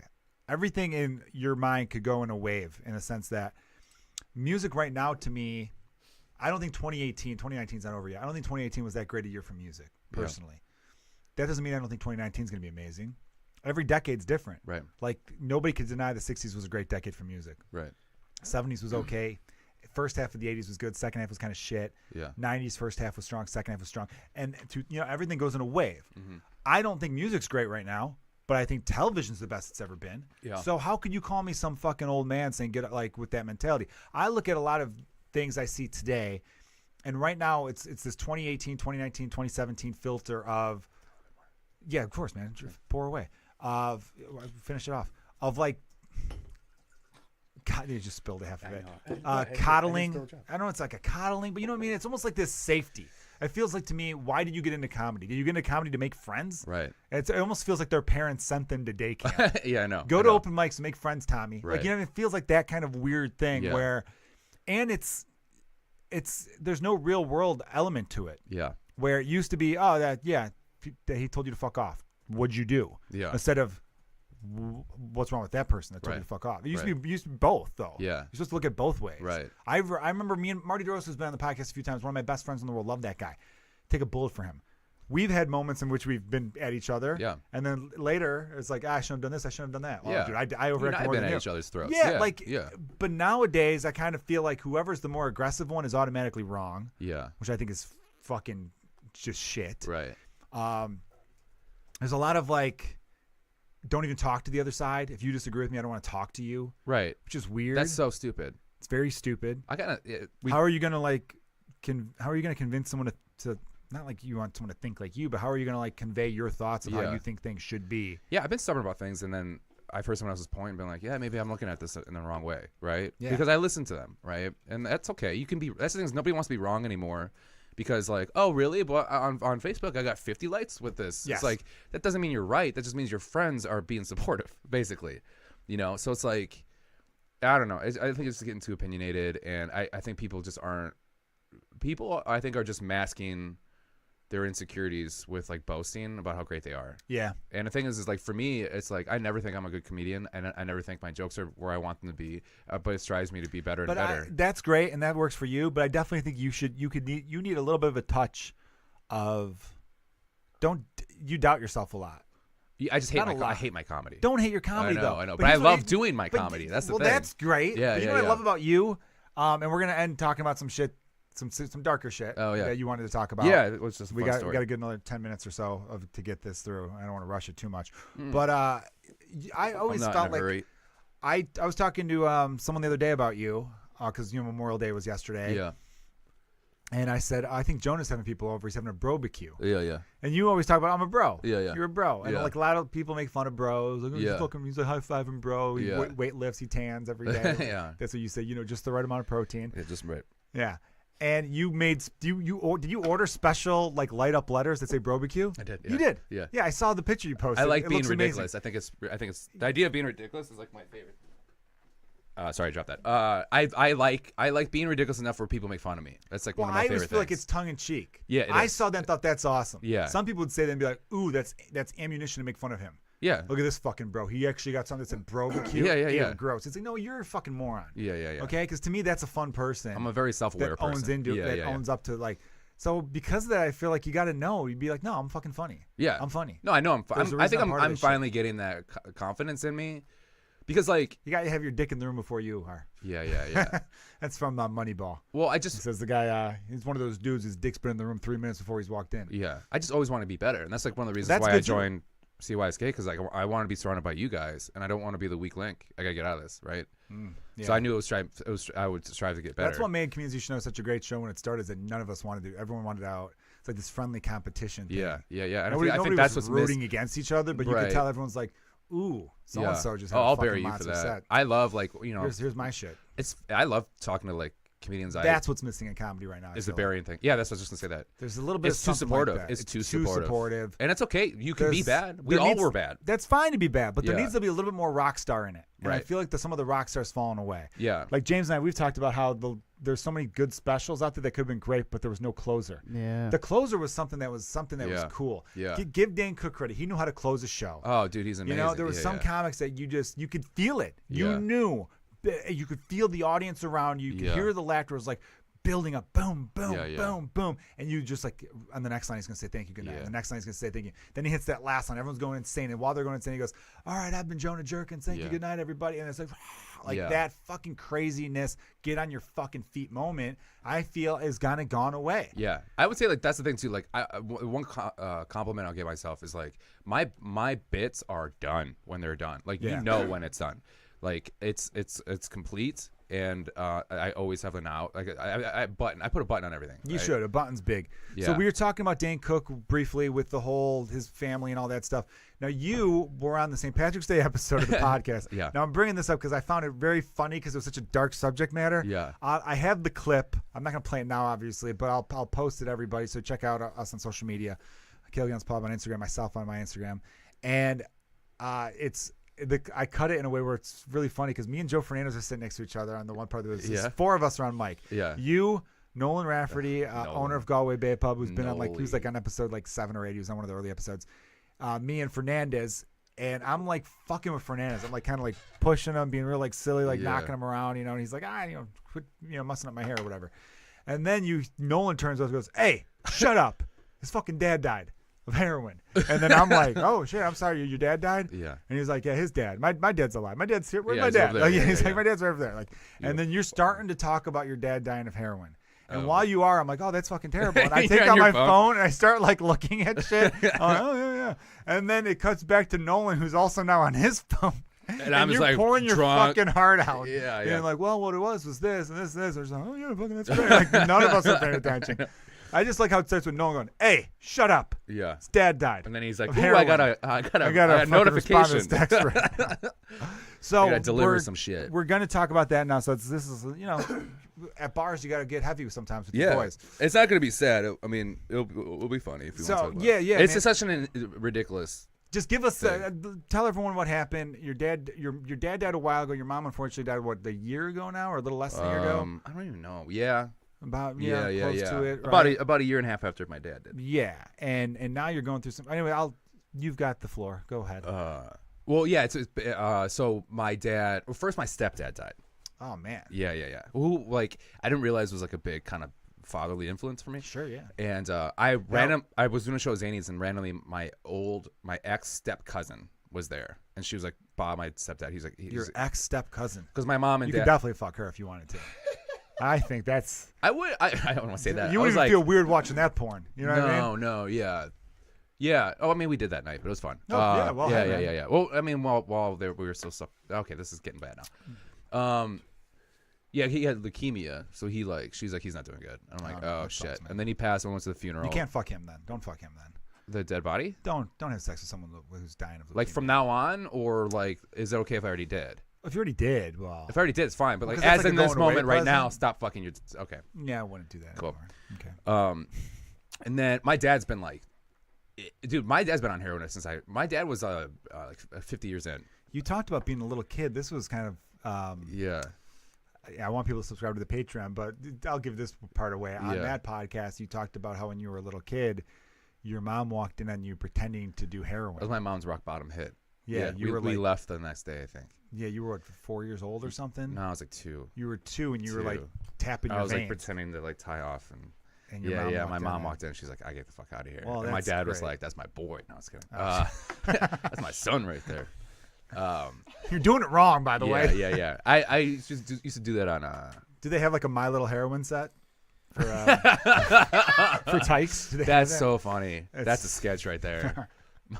my heroin and me. Yeah. So then we lived in Texas at the time. So then we went back to Wisconsin, and my mom got clean, and he like struggles like he's always been. And that's the thing too, is like with your dad, like people. For me, it was like I'm never gonna change him. He's not gonna change, so I'll just accept him for what he is, right? Yeah. So it was one of those things. So then, he kind of disappeared from my life. He was on the run for a little bit. He went to jail a bunch.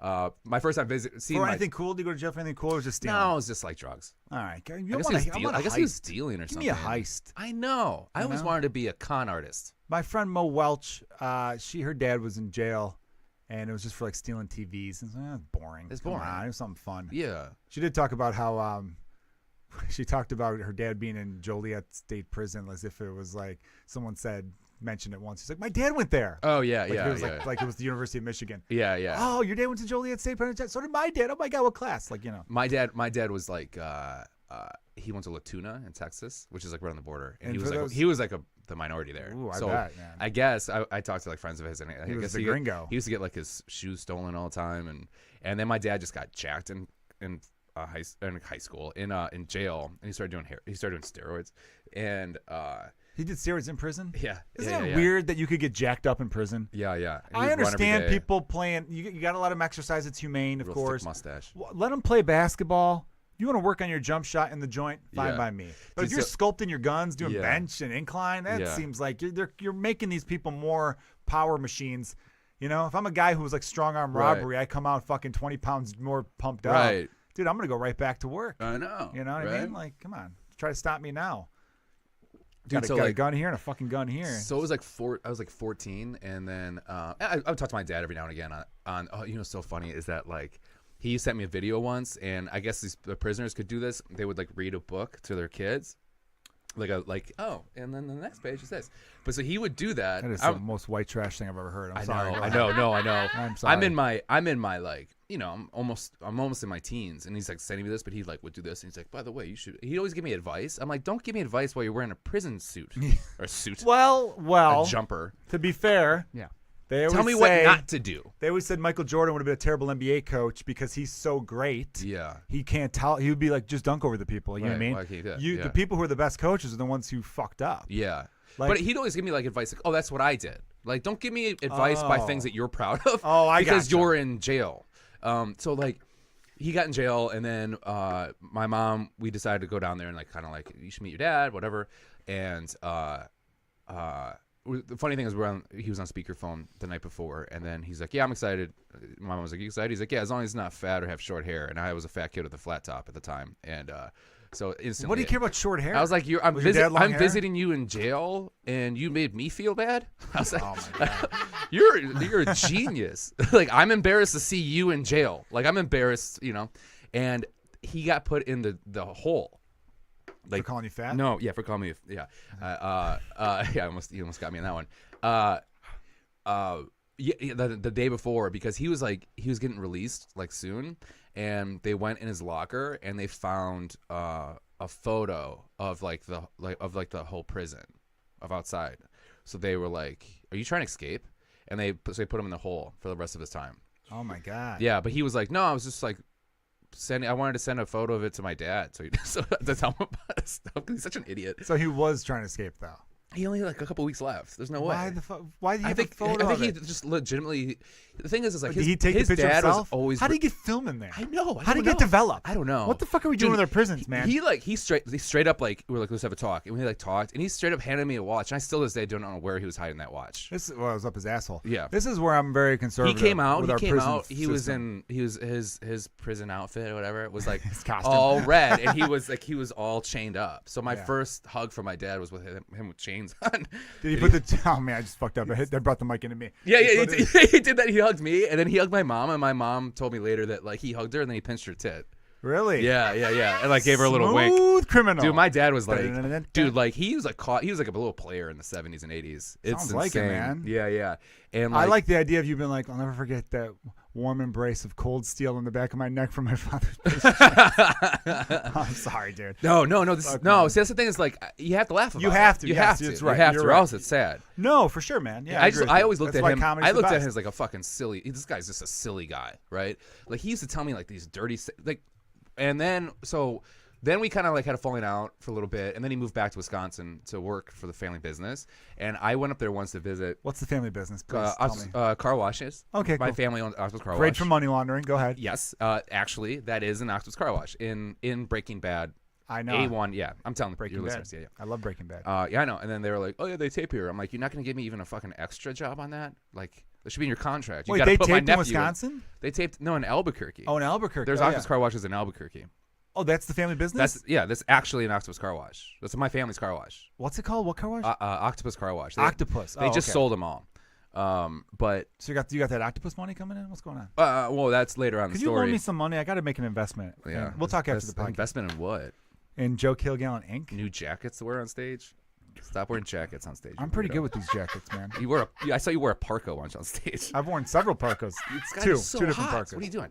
So, Looks cool. dude, so then I visit him in Madison. I'm like 20, I'm like, all right, maybe I'll get my dad back in my life. Like this is what a piece of shit he is. Is like when I graduated high school, he didn't go to my graduation, and I went to alternative school for 6 months. Like I almost did not graduate because I hated going to school, and I loved working, so I would just go work. I'd like literally call in sick to school, or just not show up and go work at at Best Buy. At Best Oh, Buy. Best Buy? Yeah. And they would like they illegally figured out a way to get me the hours because wow. it was crazy, and like so he That's where the so it's like a DVD big collection started, huh? yes it is Full circle. I know. And then so it was like a big deal that I actually graduated, right? So then he didn't show up. He showed up late, and he just handed me $1,000 in cash and left. He's like, "I'm proud of you. Here you go, all hundreds." I'm like, Jesus Sweet. Christ. I know, which is kind of cool, but it's like you could have been there. Yeah. And so then we go. So cut to I'm 20. I'm visiting my dad, and he's still struggling. And we're in Madison, and then he opens the door. He goes, "Go up there." I'm like, what do you mean? He's like, go upstairs there. I'm like, what is this? He goes, just go up and look and come back down and tell me what you see. I'm like, what is this? And he's like, this is like a whorehouse. He's He like, was I come running here a all the time. brothel? No, he just he would frequent there, I guess. So he's like, go up. And I'm like, I'm not gonna go up there upstairs. And you didn't partake? no, but he's like, my dad literally offered to buy me a prostitute once. Were you single at the time? Yeah, I was. If you were single, would you hook No, up? but because that's how he said. He goes, he got cancer for a little bit, and I was in Phoenix taking care of him. Yeah. And first I show up, and he got kicked out of a hotel. So he's in this hotel. It's kind of like a almost like a squatting hotel, feels like. And I show up, one of and those there's men a only? huge big screen TV, clearly just bought with all these surround sound stuff. I'm like, what is this? And he's just like, oh, it's a 3D TV. I want to see what it looks like. I'm like, you don't live here. And he's like, I'm going to return it. And then I looked at the receipt. I'm like, your return date was like you had 15 days ago was the last day you had to do it. And he's like, oh, I guess I ate that. I'm like, okay. And then like, so I have to visit. I stay with him this whole week, right? I have my little corner, and it's like I'm with a drug addict, right? Like he was like straight up doing like horse tranquilizers and falling asleep. Dude, he had to get his epiglottis taken out because he had throat cancer. Oh man. Yeah. So he had a feeding tube, right? So he had to feed himself, right? Oh geez. That And then, sucks, but he's dude. like, I want to fucking eat. So he would eat. He had pizza, and he like figured out a way to like shift his like throat just right so he could swallow it. But the problem is it could go down the wrong tube, and he could literally die, right? But pizza's But good, he's just man. like, I'm gonna do Pizza's it. really good. Dude, one time luckily he was like, I had friends in Phoenix, so every night I'd just go out, and he was nice. He was like, here, take my card. It's all on me. I'm like, oh fuck yeah, don't tell me that. And dude, so one time I found all his syringes and shit. So I'm like, I know you're fucking whatever. So he's like clearly fucked up, and we're like sitting there watching TV, and he falls asleep while feeding himself in this tube, and he wakes up because it starts squirting everywhere. So he's like, and it's squirting fucking everywhere, and he finally closes it up. It's just his stomach bile coming out, right? Oh, gross. Yeah, and then so he like mops it up with these towels. He just leaves on the side. I had to live like this for like a week, and like it wasn't like I took him to the doctor. And my dad brought his computer, and he's like researching. I'm like, what are you doing? He's like, I need to have a conversation with the doctor. And the doctor shows up, and he's just like, I need more pills, like painkillers. And the doctor like looks at me, like kind of like, what's going on? And looks at him and is like, Jeff, I gave you more than I was supposed to anyways. And then he like literally researches and was like, well, I heard that blah, blah, blah, blah, blah. And he like shows him the stuff. And he's like, Jeff, like, and he goes, listen, like, you know my past, my past history. I have to take a higher dosage. And then he's like, he's like, well, I'm starting eating. He's like, you're eating? And he's like, yeah. And he's like, you can't. And he's like, well, I'm going to eat. And he's like, and the doctor's like, I don't even know how you figured out how to eat. That's, you know what? He's like, I've never even heard this. And he looks at me, and he looks at him, and he's like, all right, I'll fill you up one more time. I saw my dad convince a drug-seeking person convince a doctor. Do you ever just think to yourself, man, if he could have used those powers for good? I know. He's one of the most convincing. charming guys. Charming dude, like you said, a player back in the day. Dude, he was so like, drug addicts have that workaround. ability. Though, yeah, too, he's a manipulator. You know? They Dude, do. so then I'm like, I find out my friends are in Las Vegas. You never answered the question if you would have hooked up with a prostitute if you were single. Well, here's the story. All right. So, I'm sorry. So Lovely. I find out I'm gonna go to Vegas. I'm like, I found my friends in Las Vegas for like a bachelor party. I'm like, I need to get fucking out of here. I'm going there.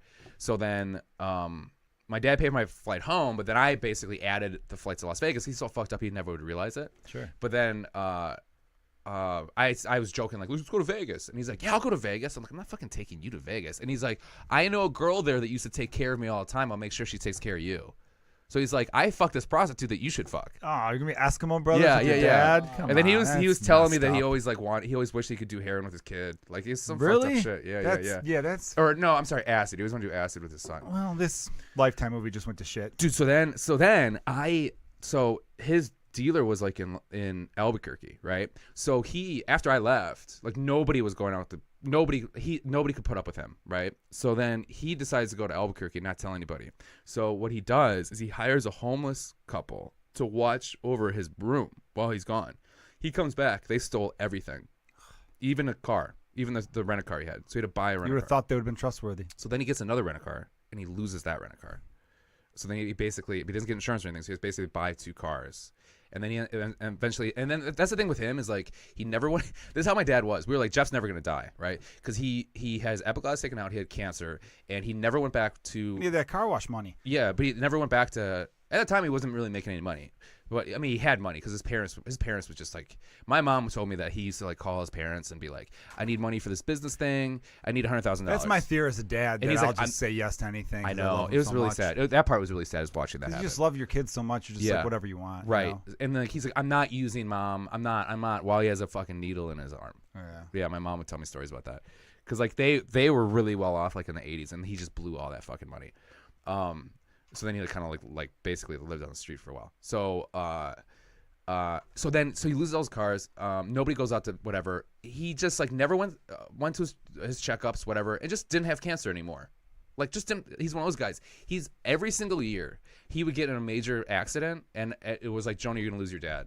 And I'm like, okay, cool. Not cool. But eventually he's like, I think he meant like you're gonna process. well, eventually it, you're yeah. just like, okay. So like he got in this car accident. He shattered his sternum. Ooh. So he had to have muscle taken from his like arm to be filled up there. I mean, by the time my dad died, he looked like a really bad ET. Like his body, it was bad. And he used to be this like jacked steroids guy, just because it just. It's always depressing about people who abuse drugs forever. The lead singer of Alice in Chains, whose name eludes me right now. Lane Staley. Thank you. I read stories about him at the end. And there was a sad. story about like the one bassist was like visiting when they got into a fight. He's leaving, and Lane Staley was like, "Come on, man, don't leave it like this."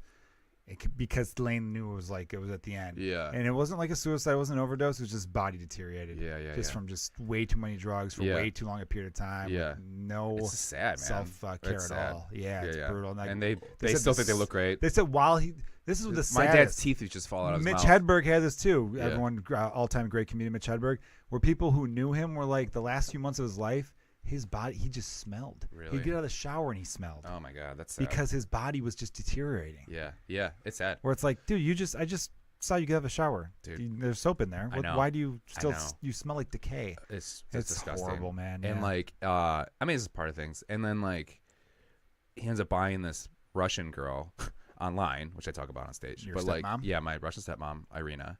So we're all like, don't. And he's just like, he's like, oh no, he used to have like, he would print out these photos of all these girls. Real quick, did you end up having sex with the Vegas chick or no? No, I did not. That's a good move. Yeah. No. I didn't go to Las Vegas with my dad while he's at the bar like feeding his tube. Like, hey, what's up? Ask me if I'd have sex with a prostitute. Would you? No, I'm hot as fuck. I don't pay for shit. Okay, cool. All right, go ahead. All right. What if like a person was like, I'll pay you to have sex They pay while me? you're married? Not while I'm married. Okay. Never while I'm married. But what if it's like, hey, this is enough money for your kid to go to school? I'll talk to my wife. So this is like a reverse indecent proposal. They'd give me if some woman was like, here's a couple mil, Yeah. stick it in me. Yeah. I'd have to talk to the lady. Is the story not interesting? Is that why you asked me that question? No, the Okay, story's I feel super bad. interesting. Okay, I feel bad. Okay, cool. But I just thought it'd be funny to. I don't think I would ever have sex with a I wanted prostitute. to. I don't think I could do it. I wanted to pepper in a little bit more. Yeah, I don't think I could do it. You were doing a good job of making it funny along the way. Okay, cool. It makes me stupid now that I'm a dad. Now that I'm a dad. I've been a dad for a while now. But Yeah. I have a 2-year-old and a 1-month-old. Yeah, which is amazing. I was talking about this with someone the other day. Like, it's so cliche to say having kids changes you, but it fucking does. It has dude. to. How could it not? Dude, I was watching some show on Netflix with my wife that she was into that I was barely watching, like 7 seconds or something. Mm-hmm. There's one scene where like these cops raid this like crack house, and there's a baby that couldn't have been more than 6 months, like Yeah. laying down. And it's kind of like that scene in Train Spotting. You ever see Yeah, Train Spotting? yeah, That yeah. Scottish heroin addict movie. Yeah. And they try to do like CPR on the baby, but they're like, the kid's cold. He's been Jesus dead for Christ. hours before Yeah, they yeah, showed yeah. up. And it was like a 6-month-old baby that they just were so fucking high they neglected. Yeah. Dude, it fucked with my head. Like Yeah, that. I bet. can't deal with that kind of shit. Yeah. So when I hear stories of like neglectful parenting or like your father-son relationship, like Yeah. that shit fucks me up a little bit. So I try to. I'm throwing in the jokes. even Oh, though yeah, yeah. You don't need to, and you No, no, know no, how no. to. You have a sense of humor about it now. and Yeah, it's yeah. cool. I've always had obviously there's one with my dad. You wouldn't be talking about it if you weren't cool with Yeah. talking about it. But that's probably why I'm doing it. I'm realizing it's a little self Oh no, don't worry about defense mechanism where I'm like, I got to make this funny. Let's talk about how I would never pay for it because they would pay me because I'm Joe Kilgallon. Like Yeah. I'm trying to be fucking silly. I Obviously. I really want to do a documentary about this whole. You situation. should, dude. I really want Let's, to. I want to call it Hey, my because Loan me as the some story goes, money I and do then it. I'll do the documentary. Well, I want to call it My Mail Order Mom. Good. You're good at coming up with titles. Yeah, I am. Yeah, It's yeah, cool, yeah. man. Yeah. So he buys this Russian woman, right? And everyone's like, do a prenup. And he's like, I will. Never does a prenup, right? It's too much paperwork. And there's been times, like, there was one time where My wife did a prenup with me. Yeah, she would. I would too. Yeah, she doesn't want me getting my hands on her money. Yeah, I bet. My money is good $900, you know. So yeah, it's okay, man. yeah. You'll grow. You get You'll grow. a 2-door. Just don't. That's car. you know what the one thing about that is like prenups when people are like, well, that's a piece of shit thing to do. I'm like, well, that means you're assuming that we're not going to last. That's exactly what it means. Yeah. If we're going to last forever, a prenup means nothing. Yeah, it's a very insulting thing. It's a very insulting thing. Yeah. Right. That's but probably also, why I he guess didn't go through with it. I guess I do see both sides of it. Well, because she comes over. He starts like the MO of these girls. Is she blonde? Yeah, she's fucking disgusting. What's her name? Irina. Irina. There Yeah, you she's mentioned the that. fucking Sorry. worst. Yeah, dude, and she has always talked trying shit to kill about. Rocky She has Bullwinkle. hated me since day one. She comes in, and all of a sudden, they're gathering up assets. He gets a new house. He gets cars. Like he gets all this shit because she's like asset. Because at the end, it's half hers, right? Yeah. So she's like doing every ML. We're like, Dad, what are you doing? And he's pissed because he used to go on these like really crazy vacations with me, and he'd be like, Jonah, I'm really upset. I'm in Thailand right now. I'm like, why? What's up? He's like, I could have got a younger girl. He's like, these young. He's so honest with me. He's like, these young girls, they like older guys down here. How old was she, the Russian woman? I think there's like a 15-year difference. She was so mean to, So but she he was was in also her so mean to 40s? her. She's in her 50s now. But when they married, she was what, 30s, late 30s? They've been married for 9 years, so yeah, must have been like late. Who gets 30s, a mail order 40s. bride in their late 30s? Dude, he would print out all the pictures, but like It's like a generic. but like on like a 640 by 480 printer, like of which is like not even photo quality, which is like of all these girls in lingerie. So he'd have all the girls. His office was filled with just on regular paper printouts of all these like, and for some reason with the Russian women, whenever they're trying to be sexy, they're always holding something. I don't know why. Like there's always like a vase or something. And dude, like One of those when Russian nesting eggs when with he- just more and more shit. when he died, I found the packet of their visa. So in this packet is all the conversations they had with each other, and of this on this website. And I went to reading. I mean, it's like this thick. And I went to reading, and I read some of the grossest things. My dad was like, I like it Lewinsky style, like I like blowjobs, right? And it was like, and he's like, and then he was like, Your dad's one of those road hack comics he's a we talked fucking, about earlier. he's just, I mean, he's a dirtbag, right? And he was like, I'll pay for your personal trainers. I like my girls thin. Like, and he was Like just them like, tight. and he'd write Mr. like, Jerkins. he's like, I worked out my biceps so hard today. They're so fucking rock hard for you. I'm like, oh my God, I'm reading this. And she would like clearly, oh, sweetheart, I love you, blah, blah, blah, blah, blah. And then instantly like, I'm just having the worst day. Like my phone died. All like, this is what she does. She does heartache. She goes, I care about you. This thing's the worst thing's ever happened to me my whole entire life. I'm so concerned. I don't know what to do because I don't have this, which is money. And he always answers the call. Yes. I'll send you the money. Don't worry, I have you. And she does That's this. the playbook. That's all the gold along. digging whore playbook. Yeah. So he dies, right? So he sells the car washes. He owned 4 car washes. He sells them, and now he has all his money. Because before he was making decent money, but like he never really took a big pay. He always made sure, the one thing he was good at, he always made sure his employees were paid. I mean, like, dude, some of the managers at these car washes were making 6 figures. Damn. No nice. car wash pays him that. So because he always wanted to take care of his people. Good man. Looking Yeah. out for the people. Right. And so he gets all this money, right, all of a sudden, and he just goes off the fucking deep end. Drugs. Like I was looking at I found like he was spending like he was like every 2 weeks he was writing out a check to cash for 10 grand every 2 weeks. Damn. Yeah. And he was going all these like and then all of a sudden he like, because what happened is he was like on methadone, and he was like addicted to that, and then he was like, well, he's one of those guys that's like, when he went to rehab, he's like, I ended up teaching those guys how to be. Like, he's that guy who's like, they ain't teaching anything right. I already know all this stuff. Everybody was going to me. I was teaching them how to be sober. And you're like, that's never going to work. So then he's like, I found out about this new, by the end there, he started being honest with me about his drug use. And also during this time too, which is really funny, is my mom goes, hey, your dad might be leaving Irina, because my mom and my dad always had this weird connection, because he was always honest with her. Like, he'd always tell her, like, they had this weird connection. They weren't really in love, but they loved each other. Sure, man. And she goes, your dad's probably gonna move to Mexico because he has a place in Mexico. And I'm like, okay. And he goes, yeah, he's probably gonna leave Irina for this person he met. I'm like, who's this person? And she goes, it's a transvestite hooker with great legs. Fuck yeah. So I'm like, what? Yes. And he's like, he says it's the greatest legs he's ever seen in his life. And I'm like, okay. I'm like, transvestite. I'm like, is dad like, you know? And then he's like, well, my mom goes, well, I don't know. He's always been kind of squishy like that. I was like, what are you talking about? he's always been kind of squishy. Squishy. I was like, I've never heard that before, but I wish it was a known thing. Yeah, I wish that was, yeah. He's always been a little squishy. A little squishy. So he's like, all right, I'm going to this treatment in Mexico. And I'm like, what's this treatment? And they go, well, it's like a ayahuasca thing, where it's kind of like it's this drug that you get that's so bad that you never want to do drugs again. Is basically what this is. But he goes, the only problem is I can't. It's dangerous for me to go cold turkey on methadone. So this girl says that I have to switch over to heroin. And he's like, and then I'm like, that's a bad Hello, what? darkness, my old friend. And I can't then sing. Sorry, I've Will. had so many conversations around that time where I'm like, my dad is fucking flying high right now. When he's just like, heroin's not as good as it used to be. It used to be like pure and amazing. And Back he's in like, my day, we then knew he's how to like, shoot it up right. He's like, I guess Philadelphia is where you get the good heroin.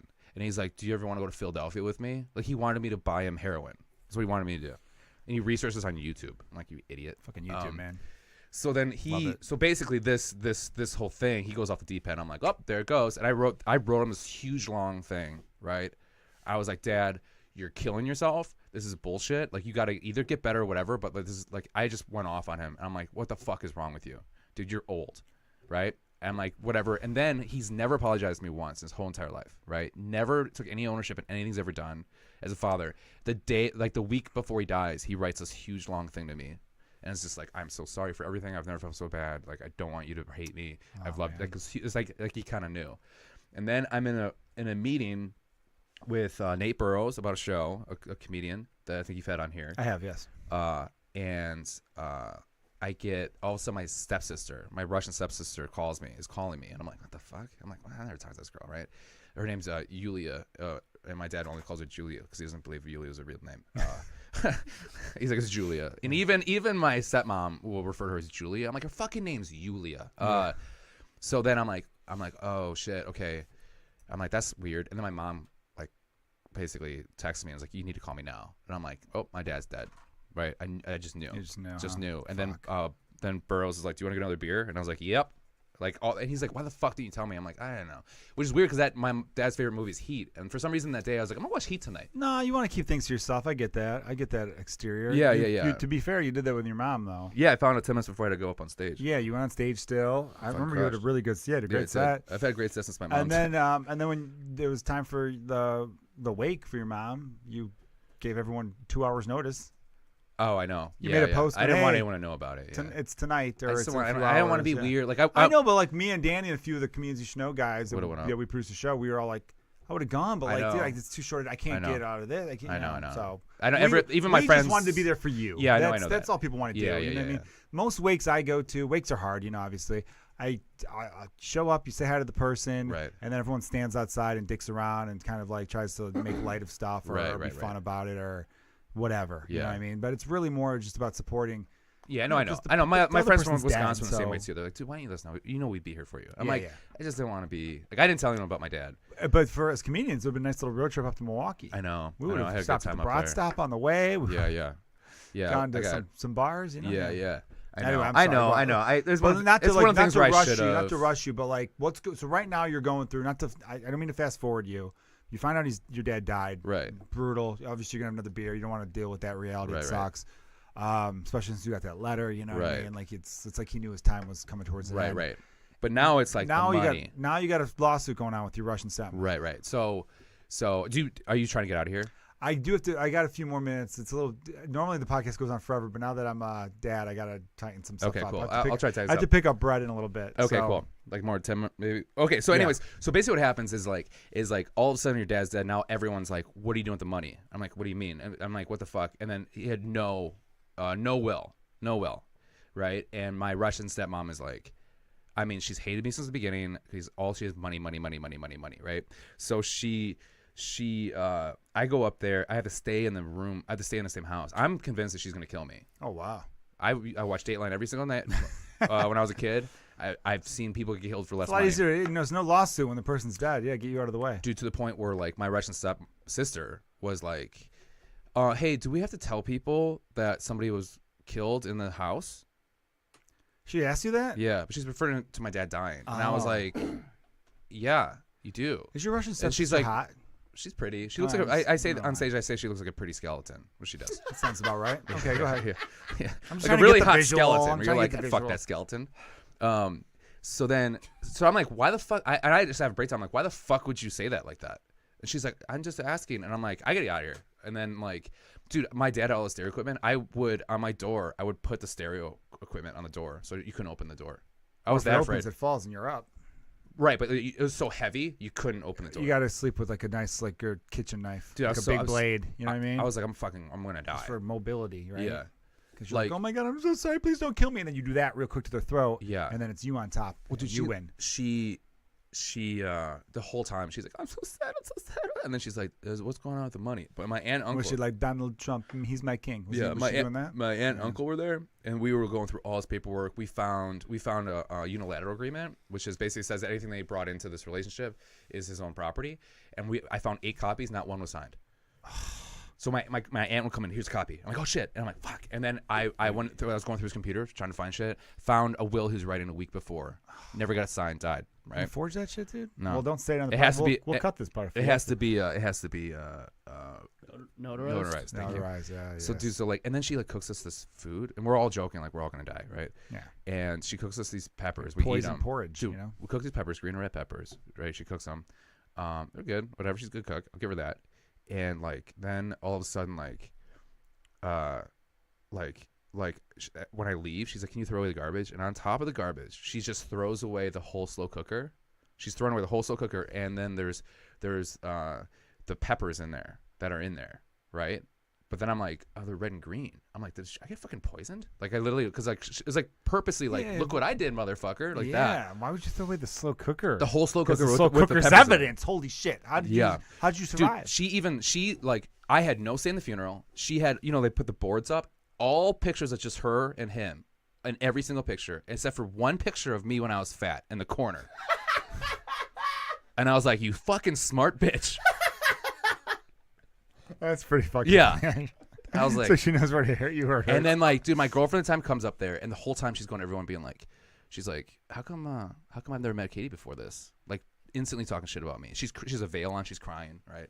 Katie had a veil on? No, my Russian stepmom. Oh, the Russian She's like, stepmom. "Ah!" like that, Yeah. like the whole time, where you're like, this is ridiculous, and like, and they She tried for the Moscow acting class. There, I huh? know. I'm like, everybody sees your moves, and the thing is, like, and then she had my dad's ashes combined with his old dog's ashes, and weird. the picture weird. they used of the dog was this big picture, but it was like growling and had like the red eyes that dogs get with the pictures and it Well, was like, people and get the those too, urn to was be fair. above it, so it looked like the dogs from hell were bringing my dad down. Oh my like, god. it was insane. And I had to speak at my funeral. At the funeral, I was the only one speaking, and I did my thing. I fucking crushed, and not as hard as I did at my mom's funeral. I had callbacks to my dad's funeral. It was amazing, Nice. and it was so good. And I almost at the end was gonna be like, and now Irina wants to say something just to fuck with her. And that was my Sweet. biggest regret at my dad's funeral. It's never doing that. So anyway, so now I'm in this fucking legal battle with my Russian stepmom, right?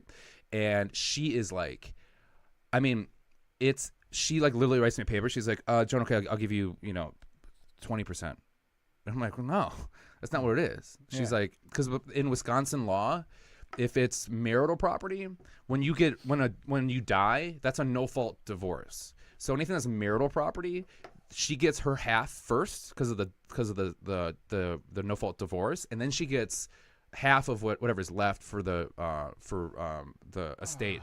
So that means that like if anything that's marital property, she gets 75%. Oh wow. Yeah, that's how that works. So you get the 25. So I get 25, And right? she's trying to give you 20. Right. So you two are going to battle over When 5%. they have a condo in Chicago. What a When- cunt. Dude, You're going to battle over 5%? Dude, we have a condo in Chicago. Yeah. When he dies, one of the first things she does, which we found out, is that she went to the condo association and tried to get the name of the condo switched to her name. And they're like, we need the owner to do this. And she's like, oh, he's busy. He can't. So he asked me to do it. He wouldn't even tell her that they died. Wow. Yeah. And like, So now because of this, you're suing her for even more, I hope. well, the thing is, Nah, we're in dude, what's don't- called don't probate. settle because Well, no. the I'm shadiness makes settled. it so you got to fucking go after her. Well, dude, it's like insane. And she's like, we get in an argument, and I have to be nice to her because she has the power. So I Yeah. have to be nice, right? And she's fucking ridiculous. Like, we have to sign things together, and she's bringing in with her fur coats and her fucking glasses, and like, we're like, dude, I was at the point I had to sign the stuff. When we became what's called co-PRs. I had to go to the bank and sign stuff. I was like, she knows exactly where I'm at. This is where I die. And I was like, kind of being funny with my lawyers about it. And then one lawyer was like, if you really think that, you need to take care of yourself. And I was like, okay. So I was like driving I was driving. I'm like, I'll take an Uber. So I pulled want your over. brake line to be Dude, I cut? pulled Yeah. over at this. I pulled over this business parking lot, and I ordered an Uber to take me to the bank, and I was there a half hour early before she was, and I like literally ran in there, and I'm like kind of like joking. I know the bank people because I dealt with them a lot already. I'm kind of joking them about that Irina and stuff, and you know, she shows up, and like instantly we all kind of start laughing at her, right? Because I'm like, I'm fuck this bitch, right? And you know, she's like yelling at me. I'm like, why are you arguing with me? We're just signing things, right? Yeah. And she keeps taking phone calls in Russian. And it's like scary as shit. So then I'm like fucking with her. So we were signing stuff, and then I'm literally Not all Russians, by the way. Not There's all Russians. Plenty of great No, Russians this is out a there. I bad like one. a lot of Russians. So there's like a bunch of dum dums, and I go, Irina, hey, Lisa Traeger, there's what's some up? dum dums. You want a dum dum? Yeah. And she's like, no, I'm good. I'm like, they have mystery flavors. You never know what it is. I'm fucking with her, right? Yeah. And like, she leaves, and then I stay and I talk to the bank. They're like my age. So I was talking to the bank people, and they're like, that girl's ridiculous. I'm like, yeah, I know. I'm like literally convinced that she's gonna murder me. And then the guy was like, did you really take an Uber here? And I'm like, yeah, I did. He goes, I'll take you back. So he drove me to my car, and we were kind of we were laughing about it. It's a good dude right there. Yeah. So like, it's like all this shit keeps happening. And then she texts me, and she's like, Jonah, like you're an idiot. You never graduated college. I feel sorry for you. Your worldview's so small. You'll never make things in life because you're not smart enough. Like, this is how she talks to me. Jesus. Yeah. And then she's just like, You're a mail order bride. I know. And I have to be nice to her, right? I have to be nice to her. And then she's like, the fact that I'm offering you anything is more than your dad ever wanted for you. We've had multiple conversations where he didn't want to leave you a thing. So I'm like, that's what you're gonna fucking say? You can tell me that my dad never wanted anything from me? What's dude? Off air. Tell me her name. I'll put a hit out on her. Rena Jerkins. right, I'll cool. say it. Tokanita's her other name. So you heard that, listeners. Yeah. Don't disappoint me, Kilgallon's pub fans. Dude, so then she's like, this is when my mom dies, right? Also, and through this process is so fucking hard. And my mom was there when my dad died. My mom was helping him with, she was an accountant. She was helping him on the books. And all of a sudden, he had like a weird friend there, and he woke up. My mom was like, something's wrong with Jeff. And he's like laying down on the floor. So my mom's like doing compressions Shit. on him, right? So it fucks with her. It fucked her up so bad that she relapsed, right? Yeah. And she got MS. She got diagnosed with MS right after that. Damn. Yeah.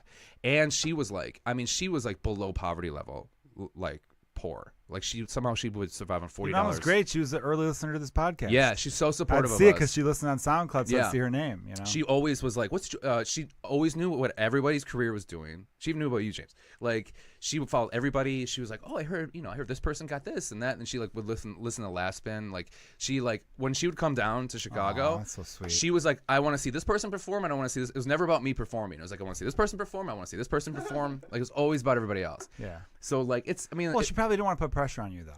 no, yeah, I Maybe, mean, she I like, don't know, loved my- watching me perform, but she just loved feeling like she was a part of all Well, my this. mom would come to my little league games. If I was pitching, she would like walk around the park instead.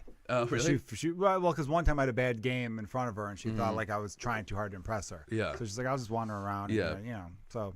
So I think because of all this, she like relapsed, and it was like she was acting crazy at the end. And I thought it was the MS going to her brain. I was like, you're fucking. She's like, I only have 30 cents left. I need money now. I need money now. I'm like, what is going on with you? Because she's used to being so good with her money. Yeah.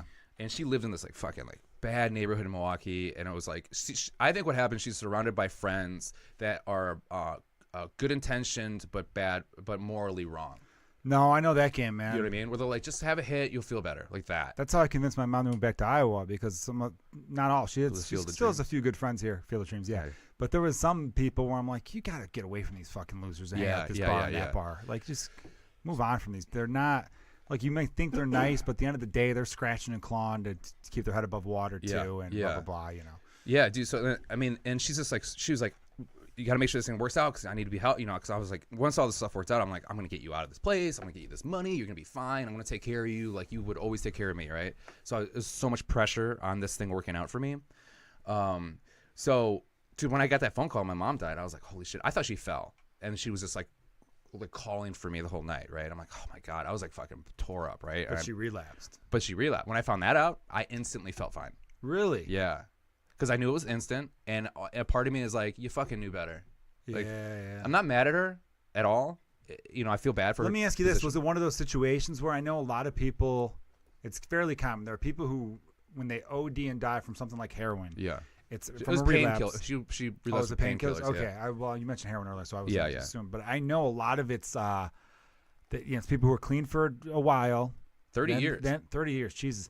Then they relapse, and one of the big reasons why they die from the 32. relapse is because they do the amount that they used to be able to handle. Yeah. And so Yeah. they go, oh, And everything's different I used to now. be able to do this much heroin, Yeah. so I could do this much now. And it's like, no, you can't because Yeah. you've been off the game for a long time. Yeah. And You you know just what I mean? don't know. You don't I think just, she you was don't like just wake out of bed and run a marathon. You Yeah. got to fucking build up back to what you were at. Yeah, and I think she was like self-medicating, and I think it just got to it. That I didn't sucks, want to. man. And Well- like people are like, you need to investigate these people in this house, and I'm like, I don't fucking care. Just like Are I don't you, want to are deal you with it. talking to anybody? Are you going to therapy? No, I'm not against it, but I was pretty fucked up with my dad. I wasn't Yeah. fucked up about that. It was like all this loss, and then I was started suffering from like thinking about mortality. Yeah. Oh, yeah, definitely. Yeah. And then it was this me having to deal with Irina every single day, which all it did was it reminded me of how much of a piece of shit as a father my dad was. Yeah. So it brought up a lot of father issues. Is that resolved or is it still ongoing? Well, okay, so and then also so we then got a button it right here. we're if you don't almost done. mind. I'm Sorry, almost sorry. done. Sorry, this is a long story. It's just like there's so much fucking details. I Crazy. know. I almost want to have you on again just to recap this shit. Dude, so like so my mom dies. I'm like, fuck, I hope Irene doesn't find out about this. So she finds out, and she is like, literally, her dad just died. And the saddest thing about my parents dying is that I still have all my grandparents. Wow. Yeah, so I saw two mothers bury their kids. That was in their know, 90s. I know bury as a their kids. parent, I used to joke saying like, I hope I die before my dad because I never want to bury my dad or mom. Yeah. You know what I mean? Yeah. I didn't want to bury my parents. Yeah, But now that I have kids, I'm like, oh no, I hope yeah. I outlive them by Right. a long time because I know how I would. That's like your worst fear as a Yeah. parent to bury your kid. Yeah. You know. Dude, so and I think for me, why everything's fine, because it was like they're both drug overdoses, and it was like, hey, it was like all of a sudden, and my mom, I think, purposely wasn't calling me a lot. Like They we were died barely doing what talking. they loved. You know. Well, yeah, exactly. They loved Sure. it. But the thing is, and then they were cremated, right? So there's no body to see, and it wasn't like I slowly saw, other than my dad, kind of, but like it sounded like he got cancer, and I saw him slowly wither away. deteriorate and wither away. Yeah, for sure. So I'm kind of happy. In a way, like, my grandparents are in their 90s and they're not doing good, but like I don't have to watch my parents get old and die. Yeah. You There know you what go. I mean? Silver lining. Yeah, For yeah. sure, my man. And so Irina calls me up, right? And her dad just died. She texts me. Her dad just died and is like, oh, I'm so sorry for your mom's loss. I know that feeling. My dad just died. I'm like, fuck, you're using your own dad's death to get to me. She's like, let's just finish this up. Because she gave me an offer that wasn't that good. And I'm like, all right, well, she's pissed off because almost everything's individual, right? Which is more like a 50-50 split because she can't prove that anything's marital. Because that one thing my dad was good at was not putting anything in her name, right? Yeah. So, I'm just like, so she's like, blah, blah. I'm like, Irina, like, it's not fair. Like, you're not offering what I need to offer. And that's when she's like, your dad didn't want you to have anything. Just let you know, all this shit. And she's like, and I No, feel she's trying sorry to for you hurt you. because both your parents are drug addicts, all this shit, right? Going off on me, like saying some really fucked up shit, which is good because like, ooh, now I can send this to her lawyers. Great. Because her lawyers were fucking sick of her. And I couldn't be shitty back. But the one thing I said, she fucked up a word at the end. And I said, you actually mean this word? And I go, Irina, sometimes reading your text is like trying to figure out a code to a bank or to a safe. Yeah. Trying to crack a safe. Like, and I go, it's whatever. And that's coming from somebody who's uneducated. You should start responding to her in Russian because there's probably like apps and like shit on Google Translate. Google Translate where Yeah. just that would really fucking blow her mind. Like, oh my god, I've driven him to learn Russian and now he's really gonna get me. Well, I'm gonna sign her up with 100 magazines. Nice. There you go. And I'll put that on air because I want her to know it's me. Like I'm gonna sign her up with 100 magazines a month. All right, man. I've Well, done the dude, math on it. It's pretty good. Listeners, you know her name. I'm Irina gonna glitter bomb Jerkins. the shit out of her. People of Comedy Network does not condone any We action. do not. No, we don't. We're free and clear of that. Jonah, Um, dude, thank you so much for being on the podcast. I mean, I know you got so much more to say. Oh, the final thing is, yeah, we Final did. We finally did. Oh, you did settle it. Well, can I Nice. say, dude, it's like 2 minutes. Go ahead. Yeah. Dude, so we settled, and during this time, I get a message from this guy, And he's like, on Facebook, never met the guy before in my life. And he goes, your stepmother fucked you over. And I'm like, excuse me? Because my dad had all the stereo equipment. He goes, I met your stepmother on Tinder last year. And she found out that I like stereo stuff. So I'm the one who put together like the inventory list for the stereo. And she purposely made sure that I undersold everything and I left a lot of it out. And wow. yeah, and then he's like, she killed your dad. I know she killed your dad. I'm like, whatever. So then what happens is he's like, this girl's crazy. Doesn't talk to her for a year. When we're in the meeting, because we're talking about the stereo equipment, right? Because I give her an offer for the stereo equipment, which is way under what it is, right? Because I just want to get rid of it. And then she calls him out of the blue in this meeting and is like, what's the stereo equipment? And he's like, it's worth this, whatever. Then he helps her put together he brokers a deal to sell it, right? And he is like, I'll do this and you give me this %, whatever. And the whole time she's bragging about how she fucked me over, right? Well, she really didn't. That's how dumb she is, right? And then he puts together everything, right? He gives her the inventory list. He sets up with this other audiophile guy to buy all the stuff for her. And she's like, okay, good, that's all I need. And he's like, well, where's my percentage? He's like, I'm getting a certain percentage. She goes, oh, no, I don't need you for that anymore. I have everything. Oh, that's why he told you. Yeah, and he's like, you're not giving me anything. She's like, yeah, no, we never signed anything, so I don't need you anymore. Thanks. She's Yeah, cunt. She's shitty. So then he messaged me, and then she supposedly had a boyfriend, and then this guy called, who's her boyfriend, and the first words out of his mouth is, "I'm not Irina's boyfriend. She's trying to fuck me over with money too." So she's still fucking old man over her. And that's why I want to do a documentary about this girl. You should get like a news network, like a CBS Investigates. Yeah. Like we didn't get like get her thrown in jail. Yeah, like I'm still in the process. There's still maybe another year left because after it's done. But like the thing is, she's fine. Well, we're all wishing you the best of luck, dude. Yeah, because that's a fucked up ordeal. But it's crazy how she just instantly is.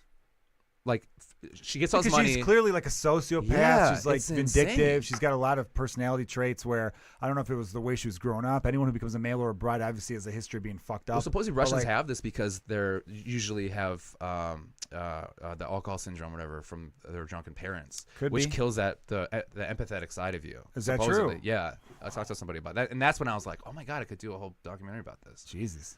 Makes you want to slow down your drinking. You want to pass that gene along. Well, not when I'm pregnant. Well, yeah, of course. Okay, gotcha. Good point. Yeah. All right, Jonah Jerkins, where could they find you, man? You can find me every Wednesday at And I want to get an update from you soon enough too. Yeah. You should know on Wednesdays. Follow him on Twitter at Jonah Jerkins. Instagram. I have one picture post. We gotta get you on Instagram. That's fun. You'll like it. If you're a fan of The Bachelor, I do a really fun